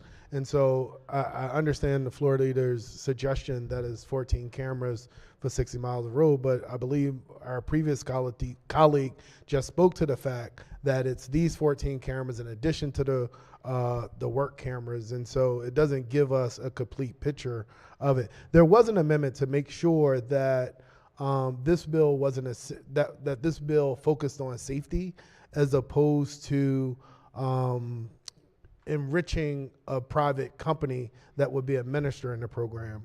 And does that remain in this bill to make sure that the private company didn't remain? That was not in the House bill, and they held strong that they did not want the bill. What happened there? There we go. I cut out for a second. The State Highway Administration pointed out that similar language doesn't appear in any speed camera bill in the state. They objected to it, and as I discussed with you, I think it was yesterday or the day before, not yesterday certainly, the day before, Saturday, I'm willing to work with you in the future to see if we can't come up with a way of making sure that not just with respect to the Baltimore Beltway speed cameras, but with all the speed cameras throughout the state, that there's some limit on how much money is paid to vendors as opposed to the amount of money that would be available to maintain the roads. Right, and so therein lies, Mr. President, my issue, and one of the reasons why we introduced the amendment. I understand the state highways' objections to it, but what we do in this body is we create policy, and then the various agencies will put out an RFP to see who can execute it. In this instance, in many instances, what happens is there's a private company that administers the program that in the name of safety benefit greatly from the project, and the money that is generated from these fines that potentially in the guise of safety could go to enhancements and making the road more safe, go to enriching these private entities that administer these programs. And so I don't know where the committees came to where they conceded their role as policymakers and left it up to the State Highway Administration. But I think that was a really, really important component and amendment of this bill to make sure that we are using the funds that's generated from these violations to make the road safer for other people. And so it concerns me greatly. At this point, I'm lost on where we go procedurally to make sure that the integrity and the lengthy debate and conversation and work that went into preparing amendments for this bill are considered. It sounds like after all of that work, we're back with the same bill that we had before, just noted in a different part of the code, Mr. President. So it gives me a little bit of distress. Could I push back a little bit on that? Questions on the conference committee report. So the only, I guess the procedurally wise, the reconsideration. Is it possible to special order it or something like that? Like I don't procedurally, I don't know. And again, I'm trying to go through the amendments and all the other stuff. I'm not sure what we have available to, one, make sure that we're clear on what this conference committee report does, and then have time to make any subsequent amendments or whatever. So would it be out of order to special order this It bill would not to be out of later order to today? special order, but there would not be there's no process for amending. So so certainly there's time to review it, but it is an up or down vote on the amendments in a conference committee report. So, does the senator wish to make a motion? Can I special order it to the Next session. this next session, the second session today? Any objections to I special have no order? objection to that, no. All right, without objection, the conference committee report will be special order to the appropriate time at the next subsequent section. I just recognize the minority leader. Thank you, Mr. President. Just a question on the process. I mean, obviously that's in order. A conference committee report can be rejected and then ask the conference to go back and take a look at it again, correct? Can be rejected, and then the Senate can instruct them to go back. Senate can instruct. So if they Whether they do is a different question. correct, but if a vote was taken and they wanted to reject it, you could also make that report. motion as well. Yes, yes. I just want to make any know what we I can would do say with on these any other reports. day, yes. I mean, just realistically, practically. Yes. Okay. Just checking. Thank you. All right. Let's see. We just did that one. We've got that one going to the subsequent session. Let's do this. We've got to get some of these that are Senate bills, see what we can do here.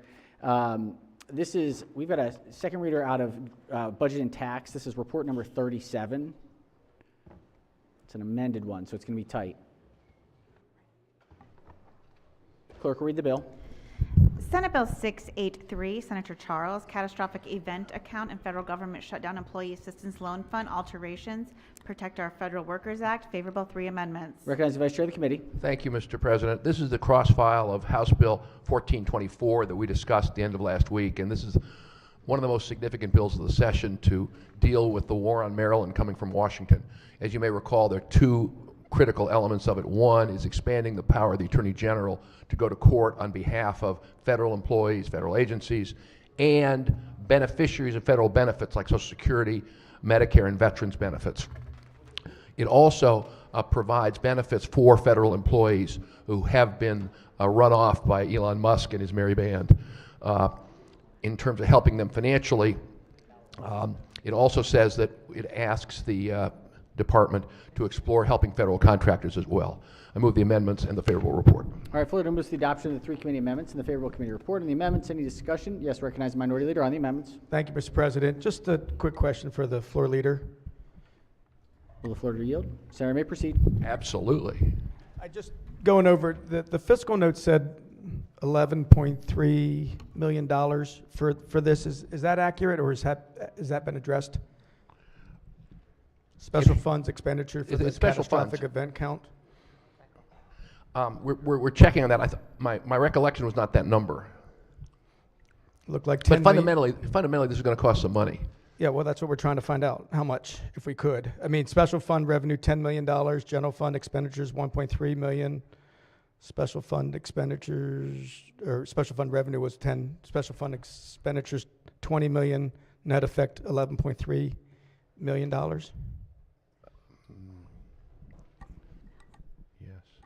I believe that just parliamentary procedure, that fiscal note, I believe, is drawn up to the House bill, the original bill, not the amended version of the bill. Oh, that makes sense. Okay, so then what's the fiscal note now? Why don't we special order this to the end of the calendar? Or whenever you want to, Mr. President. $6.5 million. Oh, there's no mandatory appropriation. These are estimates based on how much damage Elon Musk does to our people. All right, let's Yeah, we'll let that go. pull it back. I'm sorry, I heard 2 different things. I heard that It's not a mandatory appropriation, So and the this fiscal does- note is based on how much damage Elon Musk does to our people. Apparently, Senator, all right. HB 1424 has the updated fiscal note from the cross-file. Can I take a look? 1424?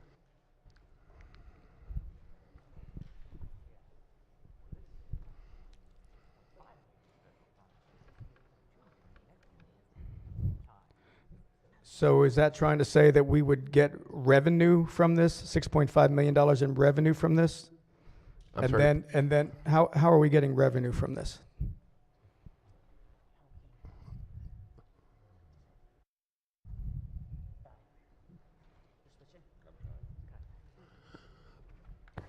The source of funding in the original bill was the catastrophic emergency account.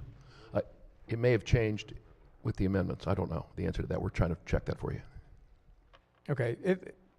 Honestly, Mr. President, it looks like the funding has just been shifted from FY25 to FY26. So net effect this year is 0, but that's the FY25 budget, which is just the remaining, until June 30th or July 1st. But then FY26 shows now $18.2 million. Mr. President, is that accurate? The sources are either the rainy day fund or the catastrophic event account, and it's hard to estimate this because we don't know how much damage Mr. Musk and his merry band are going to do. I know you've said that a few times. I know, but that's the important point here. That's why it's unclear, because it's unclear what these people in Washington are doing to our state. We know it's bad, but we don't know how bad it's going to be. And we're trying to figure out how $18.2 million fixes bad? That's what we have a catastrophic fund for, to protect against catastrophic attacks on Maryland, and that's why we have a rainy day fund to deal with declines in the economy created outside of our borders. Okay. So then, has this all been contemplated, and is this considered in the conference committee report for the budget that we're going to be seeing sometime today? No. No, because this is drawing from reserve funds that are there for this purpose, to protect our people when they suffer because of things like what's going on in Washington. Okay, and then how will these dollars be used then to protect the people? They'll be used primarily to provide, as we did before with government shutdowns, to provide loans to folks who have been laid off to get them through until they get reemployed. Okay, that's where you're saying it's renamed the Federal Government Employee Assistance Loan Fund. Yes. That's what we're doing. So we're creating a fund that will loan federal employees that have been laid off or terminated. And then you're using some money out of the rainy day or revenue stabilization account to put back into it. When they say revenues, special fund revenues, is that the assumption that these dollars will be paid back? I'm not sure what that means. That's what that means. And does this fund determine the rates on how those are paid back? I mean, is it? You're talking about repaid from where to where? I'm not following you. I'm sorry. Well, you told us that this fund will now give loans and grants to those. So I assume if they're loans, they're paid back, correct? That is the intent. They're structured as loans. Okay. To the individuals. To the individuals, they would get the short-term relief that that's the goal. That they may need, and then they would have to pay that back to. They pay that back to the state. Structured as a loan, exactly. Okay. All right. Thank you very much. Thank you, Mr. President. Thank you, Mr. President. Thank you, Senator. All right, on the 3 committee amendments, recognize the Senator from District 4.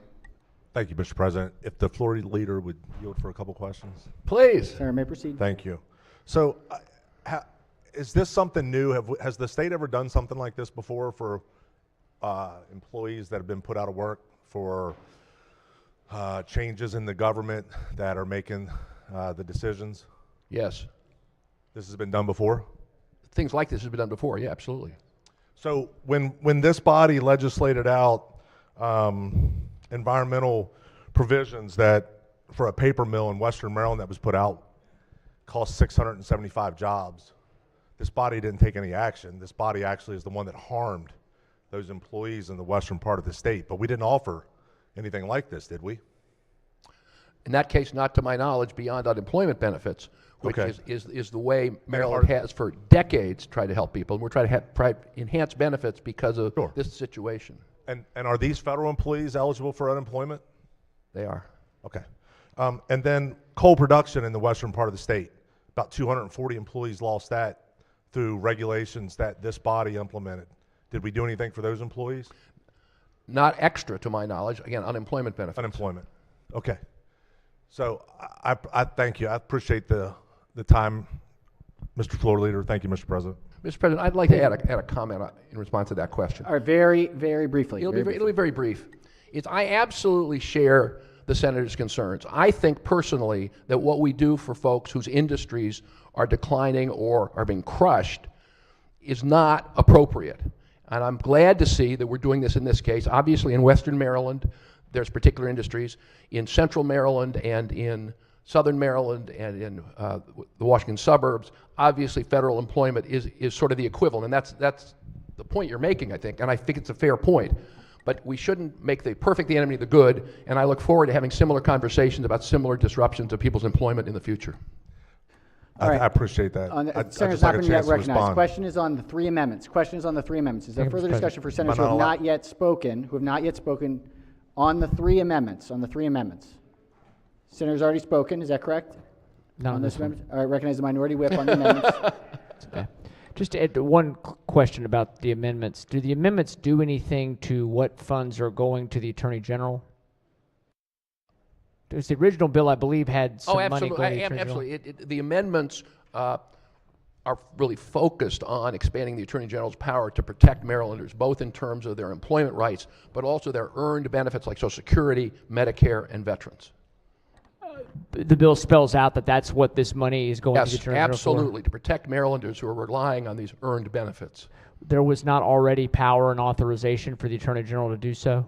Not clear. That's something we pursued to explore. We want to make it absolutely clear that people's Social Security benefits, Medicare benefits, and veterans benefits can be protected. Okay, so this is repurposing the $1 million we gave the Freeman Attorney General to sue President Trump in the first term. It expands it. We passed the Maryland Defense Act the last time they started attacking the rule of law, and this time, because they're going after people on Social Security benefits and federal employees, we're expanding the Attorney General's power to protect our people. So your view of federal employees that have been let go is that they are a class that needs this kind of assistance due to their jobs being phased out, much like we talked about the paper mill? Do you believe that they need a special... No, a series of federal judges have ruled that the federal government's violating federal law. So we're getting in the middle of a court battle now? No, if you read the papers, as I know you do, almost every other day, the Musk-Trump administration is doing more and more illegal things to try to pursue their agenda. And every time, someone has to go to court to challenge that they have to obey the law. The Attorney General of Maryland has gone to court on a number of cases so far. Based on what the Musk administration says publicly, there are going to be many more times we're going to have to go to court to protect the people of Maryland, and that's what this is about. So this fund would be available if a federal employee has been let go and it's been found that they were let go improperly? The intent here on federal employees is that if the rules have been violated, it's not an individual employee issue. It's a class issue, as you suggest. Because what they're doing is they're using a variety of techniques to try to push out federal employees, in many cases violating federal law and violating federal regulations. And so the Attorney General and other Attorney Generals around the state go to court to say, no, you violated your rules, you can't do it. Understood about that, but as far as the non-lapsing, or as far as the emergency short-term loan fund... Oh, the fund, I'm sorry. Are they, yeah, I didn't clarify. The short-term loan fund, does someone to get a short-term loan have to show that they were wrongly fired or that they were, or let go? No. Or so it's not just about those who've been violated, it's just if the government downsizes, this is available to them. That's exactly right. Exactly right. If I'm a state employee that is losing my job, would I have access to this? State employees are not losing their jobs because of Elon Musk. Okay, so it's because of who's doing it that we're making this available? Because the policy in the Trump administration to push people out of government service quickly and illegally. We don't do that in the state of Maryland. Well, there's certainly been court action that in some cases they did not follow proper procedure. That's still in the courts, but there's a lot of folks who a lot of positions they've decided to eliminate because we have a 20-something trillion dollar federal debt, and they've decided that they want to downsize how much the federal government is spending. Now, they do need to follow proper procedure, and in some cases, it sounds like some folks may not have, although it's still being litigated. But in a lot of cases, that's not an issue. They've had people they've let go, and whether you agree with it or not, I generally think we do need to downsize some of the size and scope of the federal government. But whether you agree with how it's done or what it's done, we're not making a distinction in this bill. The sponsor or the bill is not making a distinction between whether you were wrongly let go. It's just assumed you were wrongly let go, whether you were wrongly let go or not, correct? No.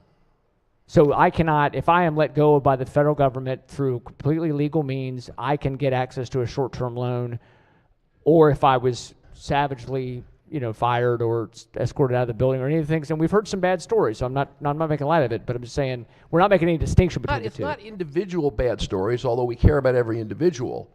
It is a strategy by the Musk-Trump administration to use all the tools that they think they can to get rid of federal employees.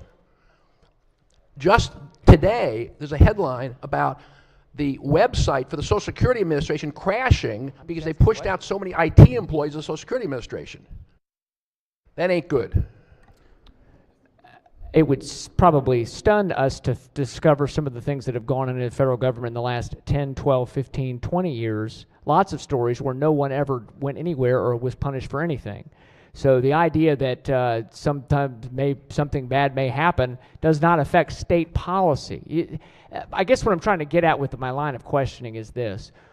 We're debating your dislike, the floor leader's expressing dislike for President Trump and Elon Musk and these folks, but that's not, we're talking about state policy and state tax dollars here.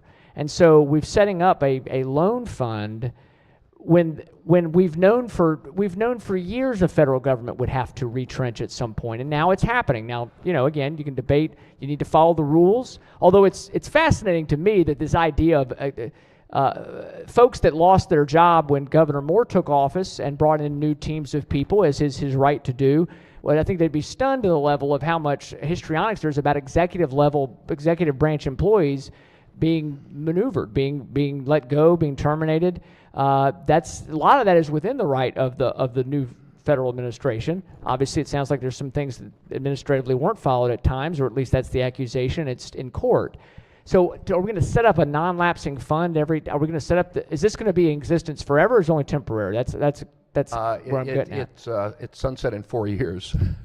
Oh, interesting. So if the Walls Soros administration takes over in 2028, then and they decide to fire a lot of people that the Trump Vance administration brought in, are we going to help them out too, or are they going to be guilty because they were part of this nefarious presidential administration? I think you're missing the context of this, Senator. I'm not sure that I am.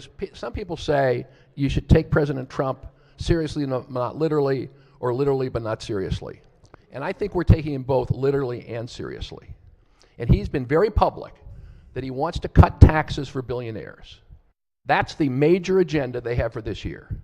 And they want to say they're going to pay for it by laying off Maryland public servants. We're saying no. We can't control the tax breaks that he wants to give to his billionaire friends, but we can help the federal workers in Maryland that he's throwing out of work. Mr. President, I'm going to avoid getting into a debate about federal tax policy, even though I could talk about the Trump tax cuts being a huge economic driver, and they actually helped lots of middle-class people. People in the upper middle class sometimes had to pay a little more because of the change of deductions. We could debate that, but that's not the point here, because that's federal policy, and we're talking about state policy and the millions of dollars that's being allocated to a special class. And I understand the idea of wanting to help people who have suddenly found themselves out of work. And I'm not against the idea that the state should pivot. I voted yesterday for a bill to try to figure out how we can identify folks with skills and get them into state jobs. I'm not saying we shouldn't try to help people, although, again, as my friend from Western Maryland pointed out, I think it would have been nice to see that with some other industries in the past.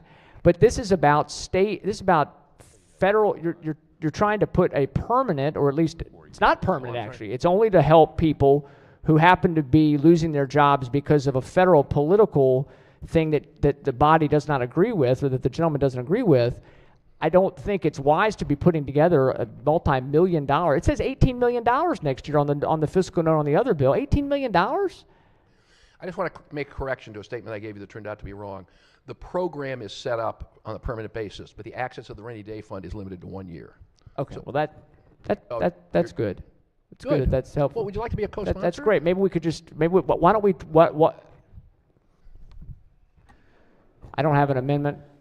I would move that we special order this bill for the appropriate time in the second session. I'd oppose that. All right, Senator opposed. All in favor? of Mr. the President, special- I'd like to ask for a roll call on this. I think right. I think we should make sure this is a 1 year at a time thing, Mr. President. That's the amendment I'd like to offer. All right, on the motion to special order, the clerk will call the roll. Mr. President, Has everyone recorded their vote? Anyone wish to change their vote, explain their vote? If not, the clerk will take the call. With 29 votes in the negative, the senator's motion fails. On the 2 committee amendments, any further discussion? If not, any objections to the amendments? Without objection, the 3 committee amendments are adopted. Question now is on the amended report. Any discussion? Any objections? Without objection, the amended report is adopted. Are there any further amendments to the bill or its title? Yes, Senator has an amendment. Page will collect and distribute the senator's amendment.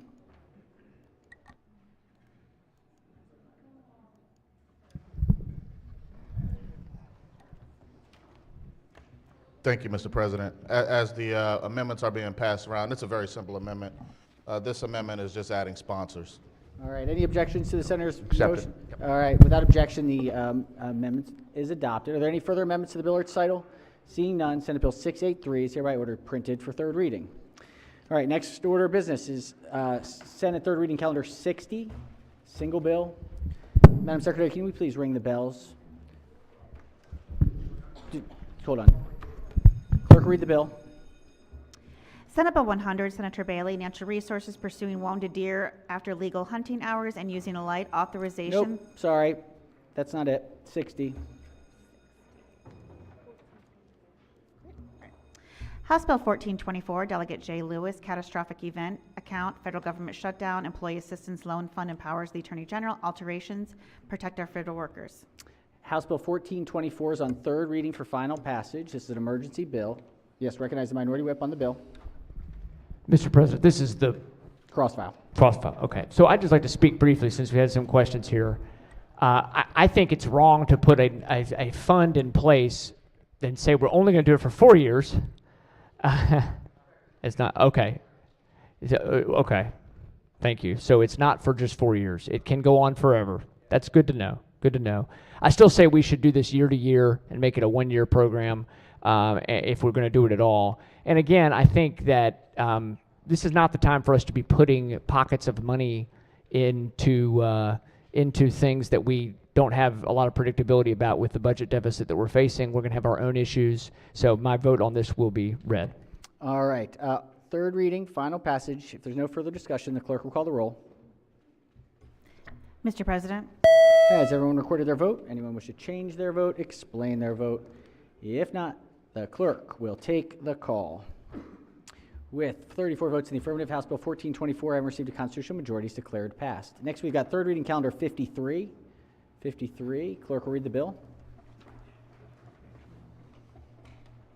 House Bill 634, Delegate Wims, Income Tax Reconciliation Program, established Maryland Fair Taxation for Justice Involved Individuals Act. House Bill 634 is on third reading for final passage. Any discussion? If not, the clerk will call the roll. Mr. President, Has everyone recorded their vote? Anyone wish to change their vote, explain their vote? If not, the clerk will take the call. With 45 votes in the affirmative, House Bill 634 having received a constitutional majority is declared passed. Next, we have a report out of judicial proceedings. We're going to take up this report, and then we're going to jump to the budget. So just keep that in mind timing-wise, this and then the budget. So this is report 44 out of judicial proceedings. Clerk, read the first bill. House Bill 658, Delegate Ebersol, Juvenile Services Education Board, alterations. Recognizing Senator from the 44th. Thank you very much, Mr. President. This bill alters the Juvenile Service Education Board by staggering the terms of appointed members, imposing a 2 consecutive term limit on appointed members, authorizing the Secretary of Higher Education and the Superintendent of Schools to each appoint a designee. It reduces the number of required meetings from once per month to 10 times per year and not more than once per month. And it authorizes a majority of the members, the chair of the board, and the Secretary of Juvenile Services to call a special meeting of the board that do not count towards a monthly limit. There are no committee amendments. I move the committee's favorable report. Further to move to the adoption of the favorable committee report. Any discussion? Any objections? Without objection, the favorable committee report is adopted. Are there any amendments to the bill or its title? Seeing none, House Bill 658 is ordered passed for third reading. Clerk, read the next bill. House Bill 681, delegate tolls, child support, driver's license suspension for arrearages and court orders. Favorable. Yes, recognized senator from the 26th. Thank you very much, Mr. President. This bill generally exempts an obligor whose individual's income for the current year is at or below 250% of the federal poverty guidelines from provisions requiring the Motor Vehicle Administration to suspend the obligor's driver's license if the obligor is out of compliance with the child support order. The bill also extends from 60 to 120 days the period for which the holder of the non-commercial license must be out of compliance with the order before notice may be sent to the Motor Vehicle Administration to begin the process of suspending the license. There are no committee reports, and we ask for a favorable report. Floor leader moves to the adoption of the favorable committee report. Any discussion? Any objections? Without objection, the favorable committee report is adopted. Are there any amendments to the bill or its title? Seeing none, House Bill 681 is hereby ordered passed for third reading. Clerk, read the next bill. House Bill 1076, delegate Terrassa, residential real property, landlord and tenant, notice of landlord entry. Favorable. Recognized senator from the capital city is the floor leader. Thank you, Mr. President. This bill requires a landlord to provide specified notice before entering a leased premises, subject to limited exception. The bill includes additional provisions in regard to the landlord's entry and authorizes a tenant to seek injunctive relief for damages for a landlord's violation of the bill's provisions. There are no committee amendments. Move adoption of the favorable report. Floor leader moves to the adoption of the favorable committee report. Any discussion? Any objections? Without objection, the favorable committee report is adopted. Are there any amendments to the bill or its title? Seeing none, House Bill 1076 is hereby ordered passed for third reading. Clerk, read the next bill. House Bill 1367, delegate Rosenberg, lead testing and inspections, falsifying information penalty. Favorable. Recognized senator from the capital city is the floor leader. Thank you, Mr. President. This bill establishes a civil penalty of up to $50,000 for the falsification of information submitted in a verified report for the result of lead-contaminated dust testing or visual inspection provided by the Maryland Department of Environment pursuant to Title VI, Subtitle 8 of the Environmental Article. There are no committee amendments. Move adoption of the favorable report. Floor leader moves to the adoption of the favorable committee report. Any discussion? Any objections? Without objection, the favorable committee report is adopted. Are there any amendments to the bill or its title? Seeing none, House Bill 1367 is hereby ordered passed for third reading. Clerk, read the next bill. House Bill 1371, delegate Terrassa, vehicle laws, driver's license, electronic credentials, Maryland Mobile ID Enhancement Act. Recognized senator from the 16th district is the floor leader. Thank you, Mr. President. This bill authorizes the Motor Vehicle Administration to enter into an agreement to facilitate the issuance, use, and verification of electronic credentials through a National Association of Motor Vehicle Agencies. The bill also authorizes an individual who will operate a rented vehicle to use an electronic credential showing a representation of a valid driver's license instead of a physical driver's license to rent the vehicle. There are no committee amendments. Move the favorable committee report. All right, the senator moves to the adoption of the favorable committee report. Any discussion? Any objections? Without objection, the favorable committee report is adopted. Are there any amendments to the bill or its title? Seeing none, House Bill 1371 is ordered passed for third reading. Clerk, read the next bill. House Bill 1440, delegate R. Lewis, courts, parental accommodations. Favorable. All right. Recognizing the senator from the 25th district as the floor leader.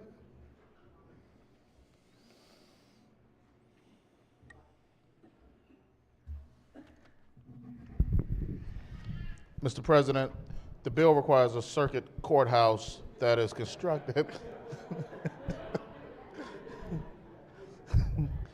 or undergoes a major renovation project on or after October 1, 2025 to maintain on its premises a private lactation room that may be used by employees of the court and members of the public to nurse and express breast milk.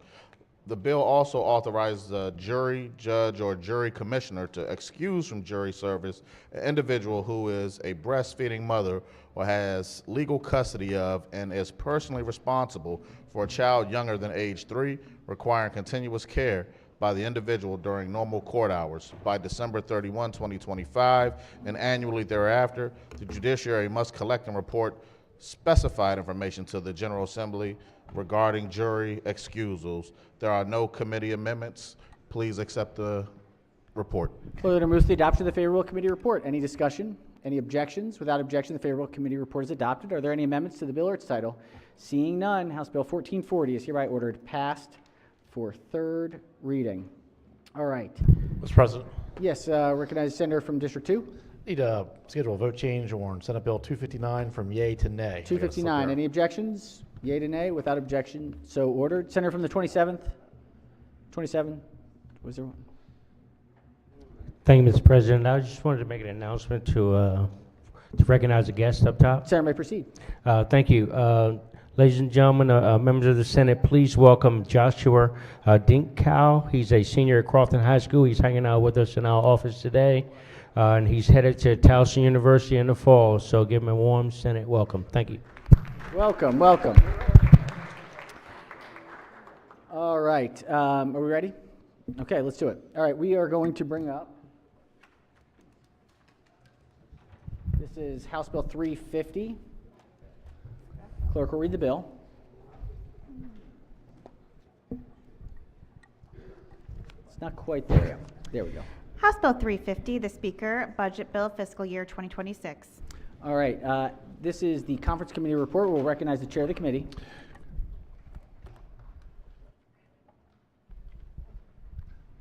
Thank you, Mr. President.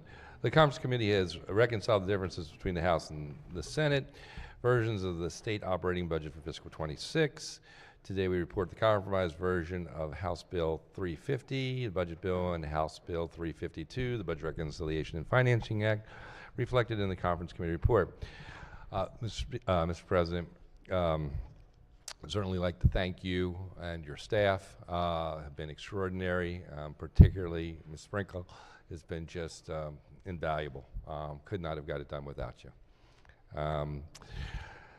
The members of the Conference Committee, I also like to thank the members of the Budget and Taxation Committee and our colleagues in the House. I would also like to thank our committee staff and the budget staff at DLS, Mr. Romans and company. Together with the chair and members of the House Appropriations Committee, partnering with the administration, we present a budget that puts Maryland in a strong fiscal position in face of the challenges ahead while protecting our shared values and priorities. Mr. President, you've heard me speak a lot on these matters, so I'm going to just be very brief in saying that because there was so much cooperation, there isn't a great deal of difference in what we're presenting to you here today. Probably largely the area that we tried to, as we were dealing with the taxation regarding technology and IT, we did our very best to provide some relief and assistance to some of the areas in which we actually have a comparative advantage of in the state, things like quantum and cyber. Mr. President, it's with that I request that we support the conference report. All right, the chair moves that we adopt the Conference Committee report. On the Conference Committee report, any discussion? Any objections? Without objection, the Conference Committee report is adopted. House Bill 350 is now before the Senate again on third reading for final passage. Any discussion? Madam Secretary, if we could ring the bells. Yeah.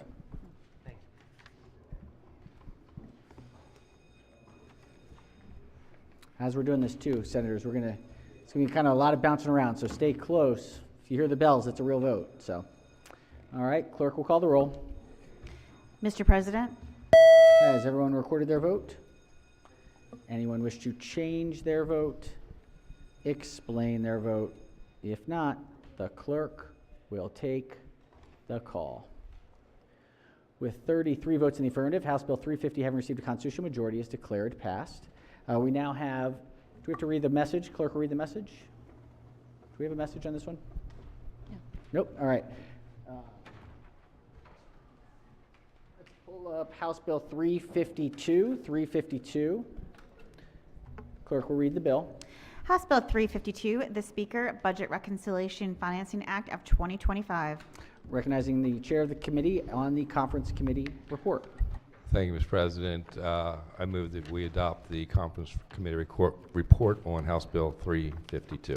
House Bill 352. Question is on the Conference Committee report. Any discussion? Any objections? Without objection, the Conference Committee report is adopted.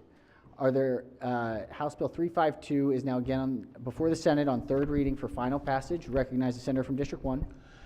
Will the floor leader yield for some questions, please? Sir, you may proceed. Thank you. So I know that we did an increase in the standard deduction, but what exactly did we do? Can you explain a little bit for me, It went up please? 20%. I'm sorry? It went up 20%. 20%. Okay. I think there's two new tax brackets when it comes to the taxable income. Yes, at the higher levels. So one is 500,000 in one, and the other is $1 million. And I understand that equals about 6.25%. Do we actually have a hard number of how many Marylanders that is? Is that like 240,000 people, or are we talking about 34,000? With Maryland having 6.2 million people in it. 6% of taxpayers. So 6%. Okay. All right. Thank you, sir. All right, thank you, Senator. We're going to Senator from the 37th on the third reading. Thank you, Mr. President. And another question for the floor leader. Sir, may proceed. Very quickly, I just wanted to verify if there were, what was in the original BRF as we approved it, and what has come back to us from the conference with regards to capital gains. I believe as originally approved, there was a 2% surcharge. There's no change, Senator. There's no change. And as it's currently drafted, then at 350,000, where is that departure from where capital gains currently are right now? Is that is? There are none.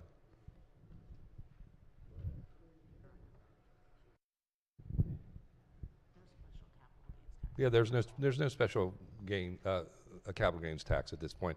350,000 is the income level that you would have to have before any capital gains would kick in. But this does include a 2% surcharge that's new. Yeah, and so it would just be on top of your regular tax bracket for that component part. And that applies to a sale of what can you help me? I mean, define primarily, if you think about it, primarily it's like stocks is the easiest thing to think about. You could also be a business, and it also could be your home. But in a home, in most cases, you're going to be exempt if it's your primary residence. It would apply in business. But it would apply. It would apply to family farms and things like that. The business component, yeah. Okay. Yes. Thank you. Thank you, Senator. All right, recognize Senator from the 35th on the third reading report. Thank you, Mr. President. If the floor leader would yield. Sir, you may proceed. Thank you. The sports wagering portion, I noticed an increase in the tax rate from 15 to 20% going to the general fund. Can you tell us? I mean, when we debated sports wagering, it sounded like this was going to be this great boon for our economy or for our coffers, so to speak, and that a lot of that money would be going to education. Now I realize going to general fund most that goes there, but actually, we really never thought of it being a great boon to the economy or to our coffers, if you will. Back then, we thought that it would probably be about $20 million. I think it's done considerably better than that. I think it's probably closer to about $80 million now in actual. So it's evidently I'm right. It's above what was originally kind of forecast. It is on that. It is. And then this would add an extra 5%. 5%. Okay. Now my second question. So, there's also if fantasy was allowed, fantasy sports. I don't know if you call it wagering, but stuff like FanDuel, DraftKings was allowed for years before they're just a regular sports betting. So is that included in this, like the actual fantasy sports type stuff where you? I actually think there was a bill on that this year. The thing that was available for years was horse racing. I don't believe it was, quite frankly. So that's there was a bill this year to allow it. Well, it's been allowed where you could do the fantasy sports through these different apps, like whether or not they generate money legally is another story. Okay, so they're not included in this So they're, I mean, staff doesn't believe so, neither do I, so that's the best I can give you right now. okay, thank you. All right. Yes, recognize the minority leader on the third reading report. Excuse me, the third reader. Third reader. Thank you, Mr. President. Floor leader, if you would continue to yield, please. For you? Senator may proceed. Thank you. Thank you very much, Mr. Chairman. We've talked a lot about the new tech tax that has been implemented in this BRFA. Still at $497 million. Is that accurate? Well, I'm sorry, it's 482. 482. Okay, so That's after some changes. that's what I was going to ask, if you don't mind letting us know what the changes Sure. were. So there were 4 significant changes that we made, as I mentioned earlier in my remarks about helping to support, if you will, or changing the nature of these taxes to industries that we have some comparative advantage in. One, we eliminated entirely the area of intellectual property, and that removed about $10 million from the revenue stream. Then we did the quantum, the development that we're involved with in the Discovery District in College Park. And that also, I believe, was about $10 million.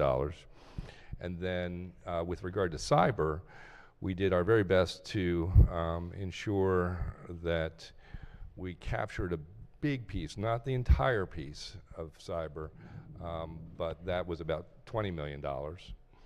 And then there was some clarifying language also to ensure that we weren't double taxing what are referred to as affiliates, businesses within businesses. And so we put language in for that. So essentially 4 different things that we made changes to.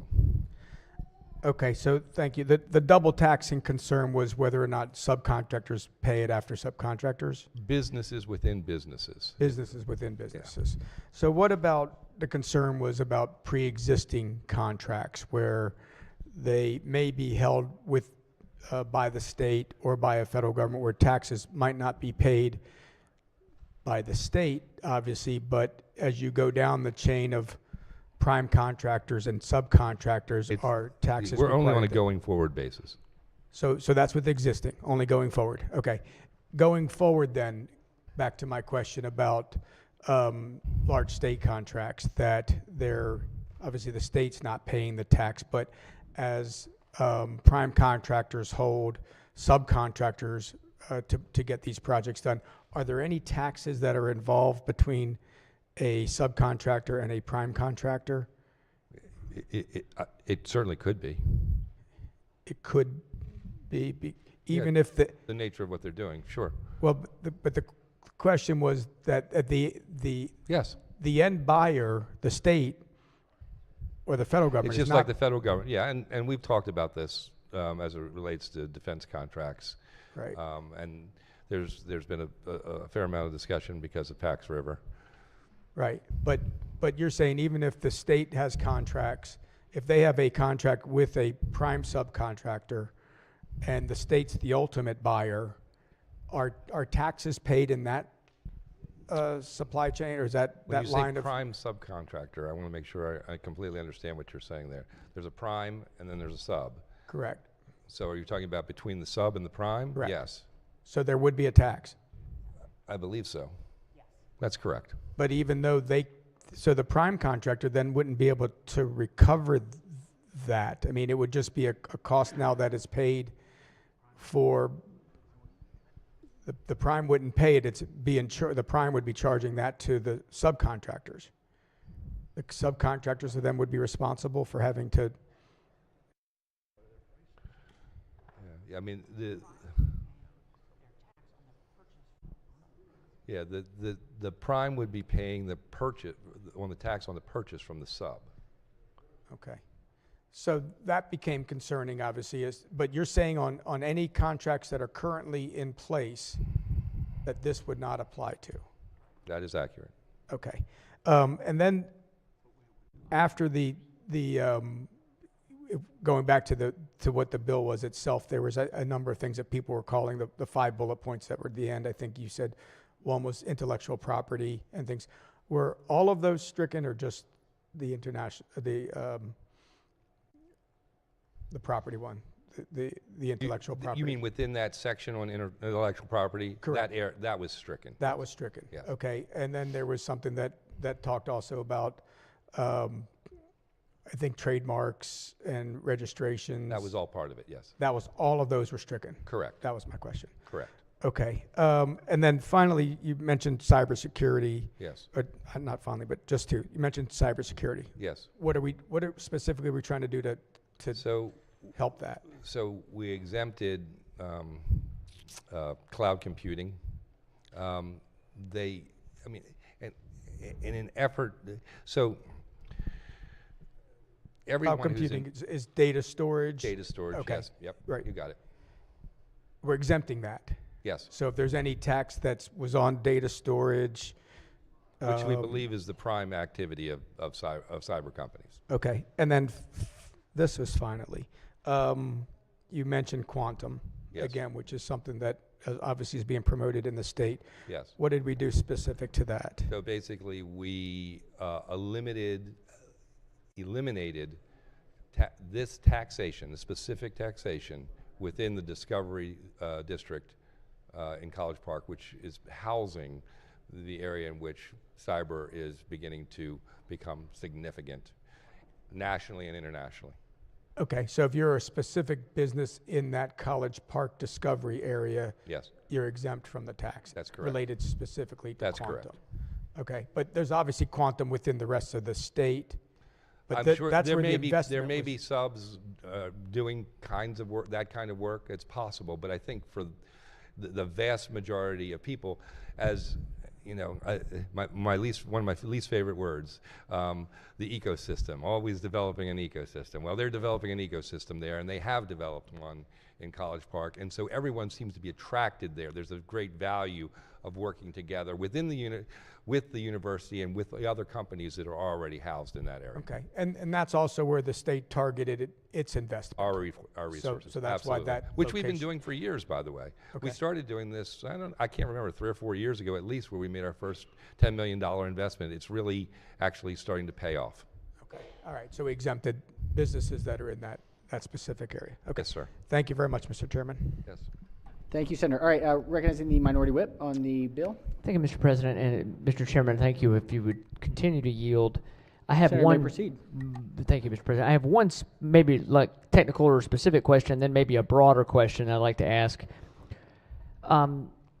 First, I discussed this some when we had this bill, when we had this before us before, but we're repealing the exemption for photographic and artistic material.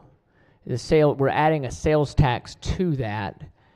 This almost feels to me like it's like we got rid of we decided not to do, the body decided not to do a service tax, except for computer services. But this seems like a service to me, and I believe it will lead to higher costs for advertising and other things for small business particularly. I mean, can you comment on that, or is that still in the bill? I think it's categorized as a product, and that's why we went back and looked at products that were exempt, and we were trying to figure out ones that we thought made sense to move forward and tax just like other products. I mean, we have a lot of exemptions. We have food,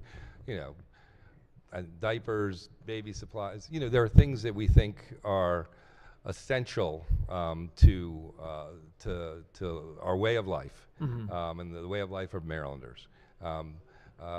We thought, although it's nice that they have this exemption for those products on photography and such, it seemed reasonable that they be put in the category of taxation. Was that a part of the original BRFA from the governor? No, it was not. Okay. And was it part of the hearings that we undertook, that the committee undertook? Not just this one, but some of these other ones that found It's their certainly way been in? discussed in the process. Are you?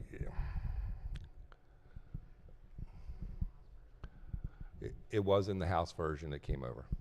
Oh, it was in the House version. Okay, all right, all right.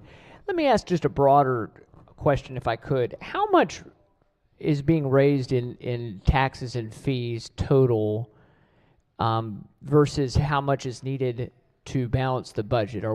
Is there more revenue from this projected than is technically needed to balance the budget? And I know, of course, we always give the reminder that the budget's balanced for one day, but is there any surplus to what we're getting out of the tax increases that we're having here?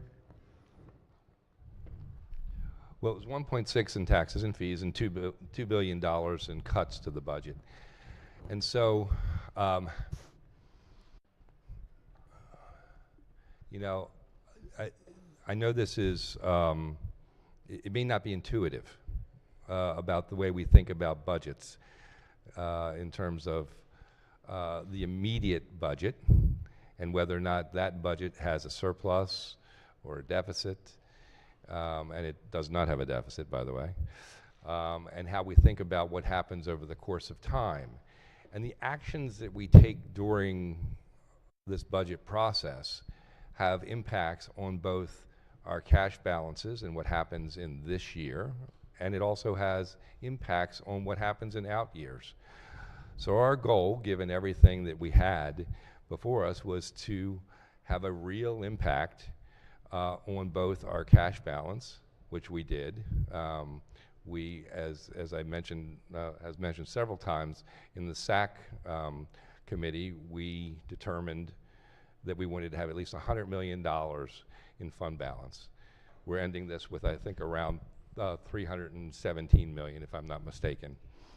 And more importantly, when we look at the out years, what's going to happen? Well, we also had a structural balance, cash balance, and structural balance in 26, and our cash balance is 7 million.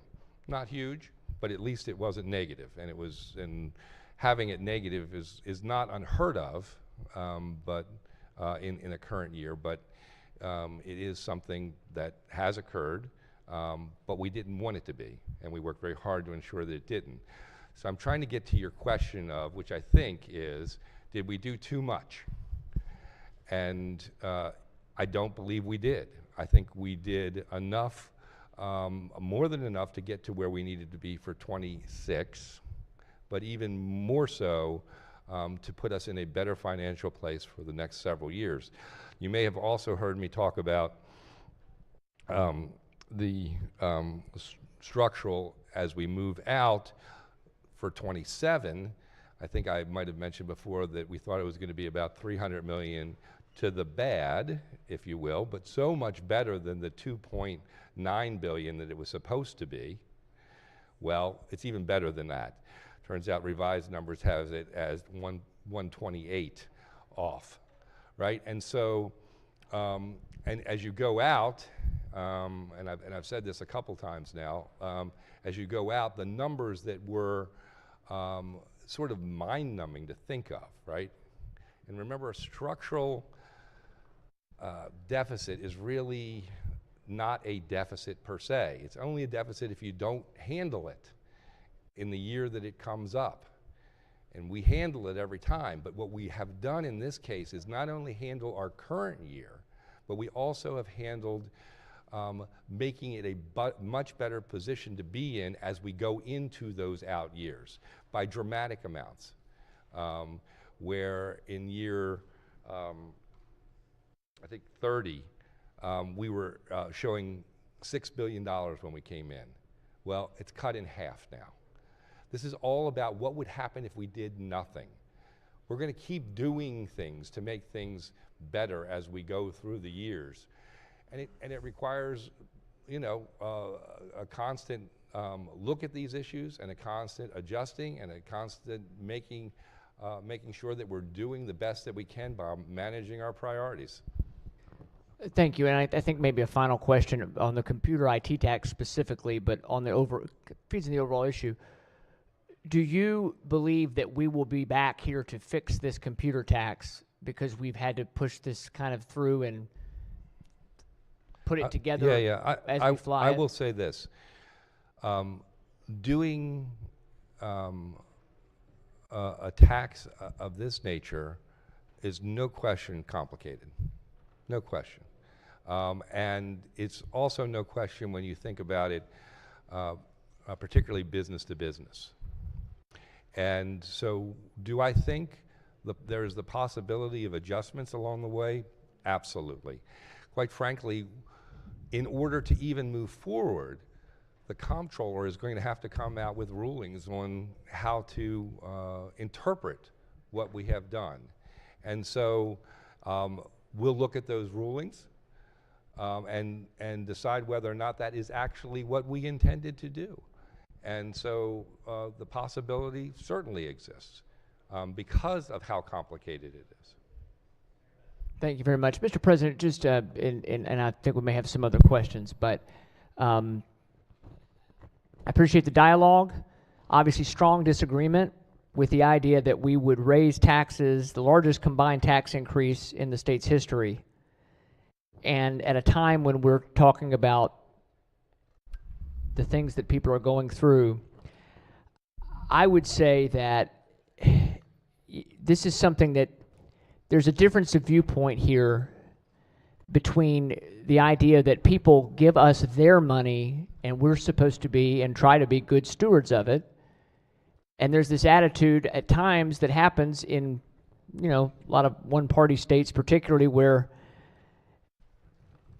the money is really the government's, and we're going to decide how much we're going to let people keep and how much people are going to have. And that is not aimed at any particular member. That is aimed at just the overall vibe that we're seeing, in that we're looking at things that we have to do in the future. Well, we don't have to do anything. We need to have need to have the attitude of being much more willing to re-examine everything that we're doing in state government long term, because we cannot continue to raise the tax burden and the cost of living burden on working families. So I appreciate the answers, and I know there was a lot of hard work done on the budget, and I know it could have probably been worse from a tax perspective, but we're still left with a large burden being added, and in many cases being added to the very job creators and folks that we say we're trying to attract. So I'm going to continue to oppose this BRFA and these tax increases. I do appreciate the answers and the dialogue, and I know we need to continue doing that. Thank you, Mr. President. Thank you, Senator. Yes, recognize the chair of the committee. Just on one point to the minority whip. I'm not quite sure where you got the information that this was the largest tax increase in the state's history, because that's incorrect. The largest tax increase occurred in 1967 on a per capita basis. So this is not, and the repeating of that that comment, I'm not sure where that comes from. It may be an opinion, but it is not reality. All right. Recognize the senator from the 37th district on the bill. Thank you, Mr. President. I just had a question for the floor leader. I had a senior moment earlier. I got just a couple things to verify. All right. Recognize the yield to the chair. Questions? Senator may proceed. Mr. Floor Leader, we talked during the debate on BRFA. There was the exemption for the precious metals and bullion. Was that carried in the conference report, or was that struck? It was carried. It's still in there. Yes. Mm-hmm. So that's still in the bill? It is. Yes. Okay. And then there was also, I know we talked about this, the piggyback tax increase, the authorization from 3.2% to 3.3%. It authorizes the counties. Did that make it through the yes. conference, or was it struck in? Yes. That made it through? Yes. And then the one last issue I wanted to bring up, and we discussed this in a debate, dealing with the charge for public records for the archivists. It was 20 cents a page. I know there was a lot of discussion about this. Yeah, you know, I actually share your concern about this. And as you may know, that was an issue that was part of a regulatory decision by the archives in the archives budget. I think we're gonna revisit this and have more and further discussion about this. There wasn't the time to deal with it right now, but I think it's a reasonable question to continue to work on. I just need to verify those issues, and I just would follow up on that one issue dealing with the 20 cents per page. I know in other places the idea of a subscription has been mentioned as a much more manageable way, and I'm also very concerned about the impact it will have on our courts, where we have the smaller rural courts with people flooding the courts to look at the documents for free, and then going back to their office and ordering the documents online. But I appreciate you recognizing the potential problem there, and thank you for answering my three I questions. do. Thank you, Senator. All right, thank you, Senator. All right, third reading, final passage. Any further discussion? Clerk will ring the bell. President? Oh, Sorry, yes, I recognize the minority leader. Just thank you. If I had one more question, please. Senator may proceed. Again, thank you, Mr. Chairman. I understand a lot of this is having to provide estimates for the amount of money that might be created by a specific action. One of the things that was brought up was the increase in the cannabis tax from 9% to 12%. The report I saw has that should be about $39 million, apparently correct. When doing these types of estimates, does the analyst take in consideration that the old theory, if you tax something more, people use it less, and therefore the illicit market, which is something that we were all very concerned about when we passed the cannabis to begin with, that was this a number, an increase to 12%, something that would see more recreational users maybe going back to the illicit market, or what? There was nothing built into the calculation. That was not built in the calculation. Correct. So if I'm looking at this, I think the numbers that we got last year was that the cannabis tax at 9% created about $72 million in taxes. You can then kind of extrapolate that would be $800 million in sales, which is, I think that's what we were projecting when we first did it in Sounds about right. So to get the additional 39 million on top of the 72 million, we're looking at $111 million in the taxes at 12% was about $925 million in cannabis sales. That seemed to be about kind of in line with what we were projecting. I mean, it sounds right. Yep. Okay. Finally, just again, in finding out the numbers, was there any consideration that cannabis users might go back to medical use where there's no tax at all?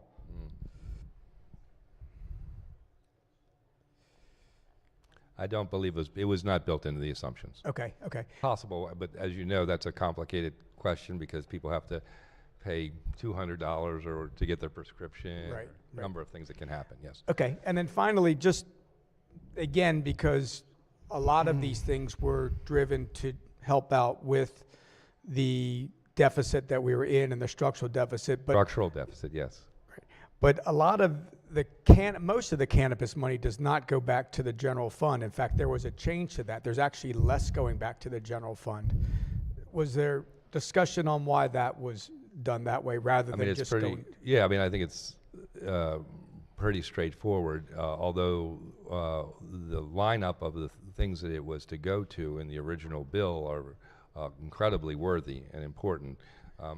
We were faced with the position of just getting to a balanced budget, and we needed the general funds to do it. Okay, thank you on that. I think that was one of the concerns that many had. If we were going to raise this tax, would we see potentially more of it going to the general fund to help out with some of the structural deficit that we had? But again, knowing on how we passed the cannabis legislation and the different types of restoration and uses that we had in the bill, seeing those are getting more money, I think a number of us are going to want to see that those monies are going to the appropriate uses, and they are doing what they're supposed to be doing, especially if we're going to raise that. Yeah, they all will still go to those appropriate right, uses. but we want to make sure they're doing what they're supposed to be doing once they get to those uses. So thank you Certainly. thank you very much, Mr. Chairman. Thank you, Mr. President. All right, thank you, Senator. Bills on third reading for final passage. Madam Secretary, please ring the bells. Clerk will call the roll. Mr. President? Has everyone recorded their vote? Anyone wish to change their vote, explain their vote? Recognized senator from District 1 has 2 minutes to explain his vote. Thank you, Mr. President. To explain my vote, we started off this, what'd you call it, a colloquy or something like that? Colloquy, yes, okay. I have no idea what that means. But anyhow, we had a discussion, and I had brought up questions. You know, colleagues, Mr. President, Maryland implemented a millionaire's tax in 2008, which was a temporary measure that imposed a 6.25 tax rate on individuals with net taxable income exceeding $1 million. The tax was in effect until it expired at the end of 2010. Now, during that implementation, the number of taxpayers affected by this tax varied due to the economic conditions. However, in 2007, prior to the tax enactment, approximately 7,067 Maryland residents reported taxable incomes of $1 million or more. Now, the following year, 2008, this number declined to about 4,910, and in 2009, it further decreased at approximately 4,134. And the decline of the $1 million income filers during this period is when we tried to do this before. And therefore, Mr. President, following past history, we're not going to correct it. And this, I believe, is actually going to hurt the amount of people that we can tax to pay for the important safety net that we have here in the state of Maryland. While well-intended, I tend to believe that we'll have to repeal this just like we did in 2000 prior. Thank you, Mr. President. Thank you, Senator. Are there any further senators who wish to explain their vote? If not, in chair and explaining his vote, I just want to thank the chair of the committee, the vice chair, the members, the staff, the DLS staff. This has been one of the hardest budgets, certainly in my 15 years of serving in the legislature. There were almost no good decisions. It was how do you make the least bad decision the best it can be, and it took a lot of time and energy and analysis. And I just also, particularly our DLS nonpartisan staff, and to my own staff and to the committee staff, the number of iterations and gyrations to figure out who was impacted, how it would be impacted, who could be hurt the least. I know that they were just overwhelmed and just did really, really remarkable work. And so I want to thank them for their efforts as we monitor this uncertain world moving forward. With that, the clerk will take the call. With 29 votes in the affirmative, House Bill 352, having received a constitutional majority, is declared passed. All right, we're going to go to special reading calendar number 68. Clerk will read the first bill.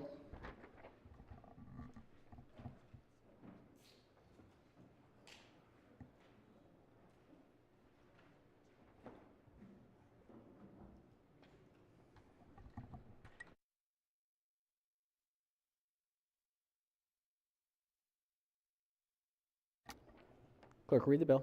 House Bill 351, the Speaker, Maryland Consolidated Capital Bond Load of 2025. Recognizing the chair of the Capital Budget Subcommittee. Thank you very much, Mr. President. I have an amendment at the desk. All right, the senator has an amendment. The bill is a House bill on third reading. Pages will collect and distribute the senator's amendment.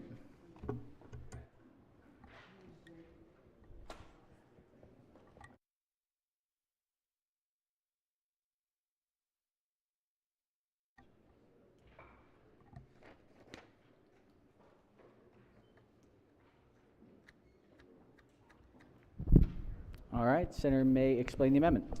Thank you very much, Mr. President. I'm going to go as quick as possible with this. There are 46 amendments. Colleagues, these amendments were provided to us by the House of Delegates for add-ons. Also, these are amendments that change projects' names and amounts based on senators' requests. So I'm going to go through this quickly.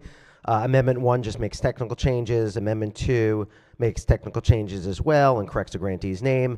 Amendments 3 and 5 add language that directs authorized funds to be used to support the matching fund requirement for a possible new veterans home in Sykesville. Amendment 4, colleagues, increases funding for the Revolutionary War Memorial for Black soldiers. I just wanted to flag that because that was a Doug Peters, our former colleague, Senator Doug Peters project. Mr. President, last year we did $250,000, and the House was supposed to do $250,000 as well. This makes that project whole. Amendment 5 alters, changes a name and repurposes a grant. Amendment 6 increases funding for the University of Maryland Eastern Shore. Amendment 7 strikes funding for something ineligible for bond authorizations, which was funded in the operating budget. Amendments 8 through 10 provide fences off projects in Department of Housing and Community Development. Amendment 11 modifies funding for a grant. Amendment 12 modifies funding for a grant, adds restricted language. Amendments 13 through 36 makes adjustments to grants. Amendment 37 adds funds for new grants. Amendment 38 and 39 make changes to House and Senate legislative bond initiatives. Senators, just make it very clear, none of our bond initiatives were changed unless you requested them to be changed, okay? So any changes to our legislative bond initiatives or miscellaneous projects is based on your request. There's no other changes that were made based on House action to your projects unless you've suggested otherwise. Amendments 40, 41 make changes to pre-authorizations. Amendment 42 provides a pre-authorization for fiscal 27 for the UMBC New Student Center. Amendment number 43 strikes a pre-authorization. Amendments 44 through 45 creates a pre-authorization for Kent County Public Schools. Amendment 46 amends Section 5308 of the Education Article to increase from 2 to 5 years the time in which local government must repay the state for any outstanding indebtedness for public school facilities transferred by a locality. Mr. President, I'm going to move this floor amendment, then I have another amendment that I'm going to offer after this. All right, the subcommittee chair moves for the adoption of the floor amendment. Any discussion of the amendment? Any objections to the amendment? Without objection, the amendment is adopted. Again, recognizing the subcommittee chair has an amendment. Thank you very much, Mr. President. Just one second. Senator, let's make sure we get the right one. Pages will collect and distribute the senator's amendment.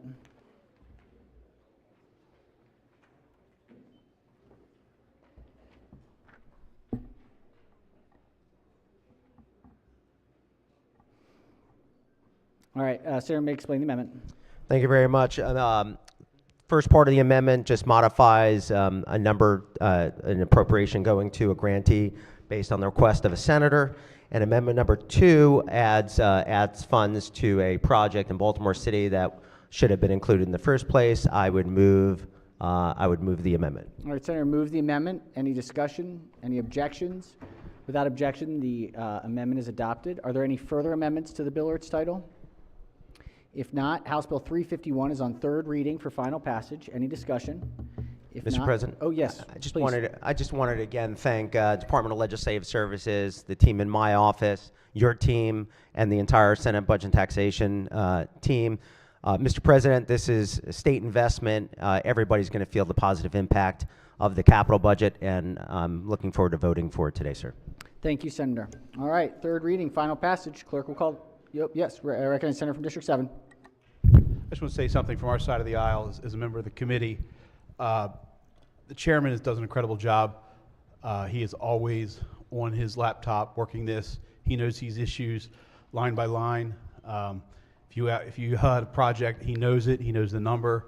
It's also his staff in his office. They work incredibly well. They're diligently working these numbers. You know, you move $1, he knows how it's going to affect other projects, and I just want to thank him and his staff for all the work that they do. As he says, this is a jobs bill. For us, these are projects in our district which, make our state run more efficiently. This is the brick and mortar projects out there that we look forward to, that we really need to have happen. So with that, I thank you for all the hard work you do, and I will be voting green on this, Mr. President. Excellent. All right, on the bill. Yes, Senator from the 28th District. Yeah, thank you, Mr. President. Colleague, I'm very proud to be part of this body. We do more to work together than to really work apart. And in spite of our divisions, I noticed in this bill, this amendment, there's $4 million going to Kent County Public Schools, which is in the minority leader's district, I do believe. And I'm proud to vote for this, and I thank you, Mrs. Chair, for this bill. All right, excellent. All right, on the bill, if there's no further discussion, the clerk will call the roll. Mr. President, Has everyone recorded their vote? Anyone wish to change their vote, explain their vote? Just very briefly, Chair, and explains vote. Ditto. Just want to say thank you again, Mr. Chair, for your team, for all of the staff, the DLS staff, each of them. This is a lot of work. There's a lot that has to happen and come together. We got it late. We got it done on time. It's going to go over for concurrence with plenty of time in the day. Thank you, and thank you to members of the committee for their work. Clerk will take the call. With 47 votes in the affirmative, House Bill 351, having received a constitutional majority, is declared passed. We have one more little loose end on this one. Clerk will read the next bill. House Bill 1519, Delegate Chang, prior authorizations of state debt alterations. Bill is on third reading. All right. Bill's on third reading for final passage. Recognize Subcommittee Chair. I may have an amendment at the desk. Senator has an amendment on prior auths. All right. Pages will collect and distribute the Senator's amendment.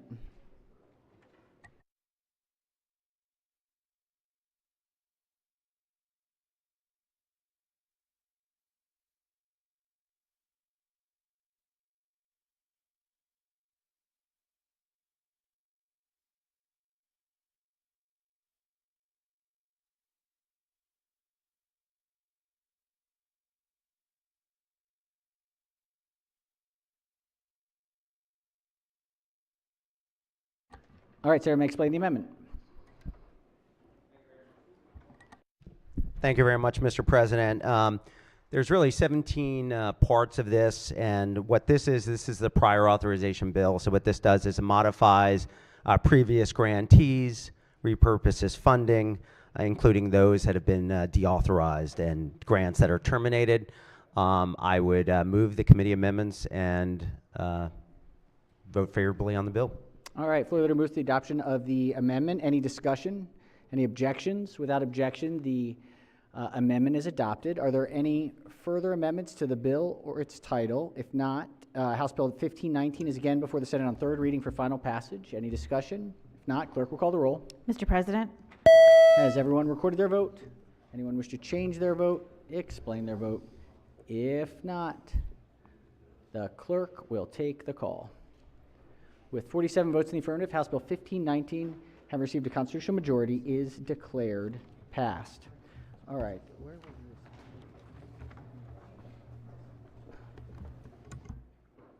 Let's get this really quickly so that we have it for the next one. This is report out of budget and tax, report number 38. Clerk will read the first bill. House Bill 738, Delegate Kaiser, Department of Information Technology, Major Information Technology Development Projects, Oversight. Recognize the chair of the committee.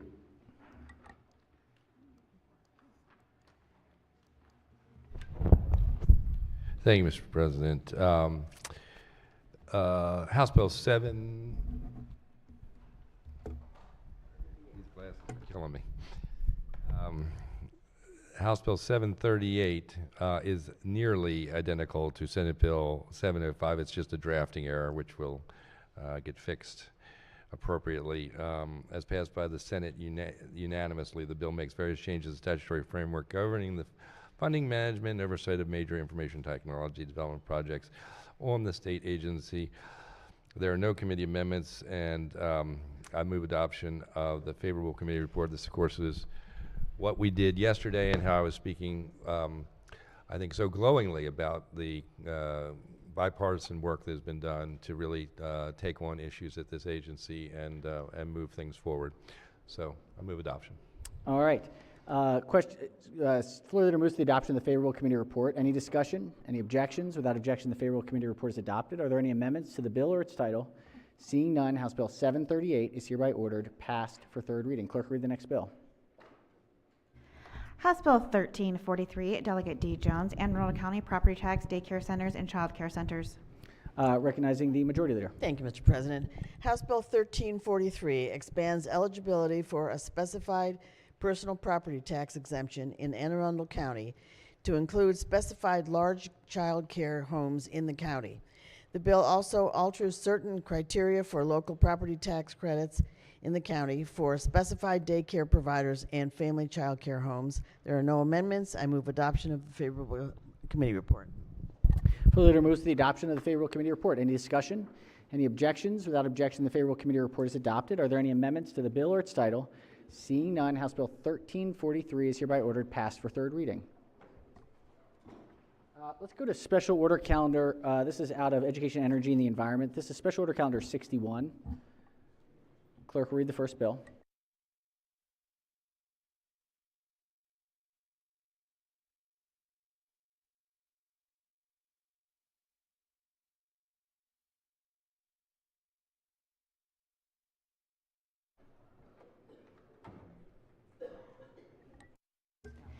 House Bill 147, Delegate Wu, County Board of Education Student Technology Use Policy Requirements. Question is adoption of the two committee amendments in the favorable report. Questions on the two committee amendments in the favorable committee report. Any discussion on the amendments? Any objections? Without objection, the two committee amendments are adopted. Question now is on the amended report. Any discussion?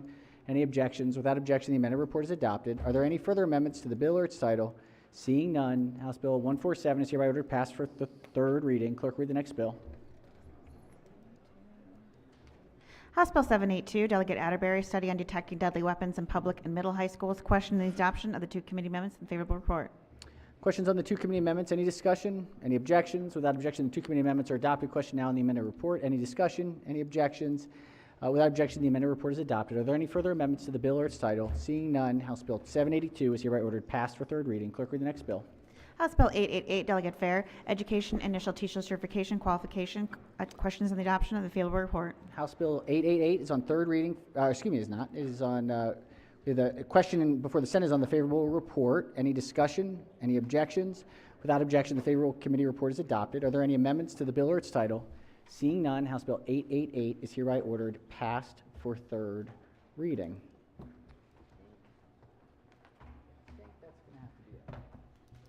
I think we're going to pause for now. All right, so good job, team. We got through a bunch. This is all the big stuff mainly. We got a lot left. But that was a big session. All right, we're looking at about probably 5:30, and that's a real 5:30. So that was a just.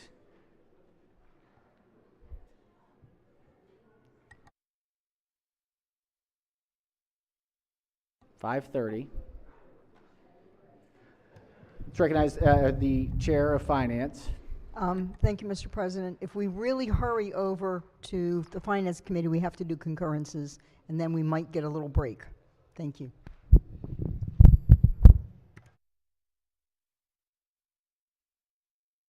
All right, we've been convinced. Let's do six. Recognize the Chair of Education, Energy, and the Environment. Okay, taking the cue from the chair of the Finance Committee, if we have to do some concurrences as well. So if we can go over, do our work, and then we hopefully should have some break time before 6. So let's do it that way. Thank you, Mr. President. All right. Budget and tax. I know, I feel the same way.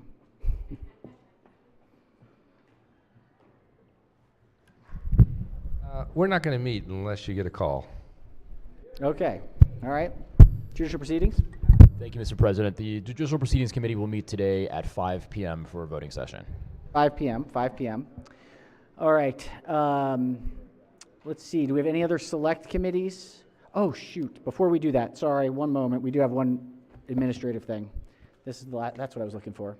This is a message from the House, number 36. Clerk will read the message.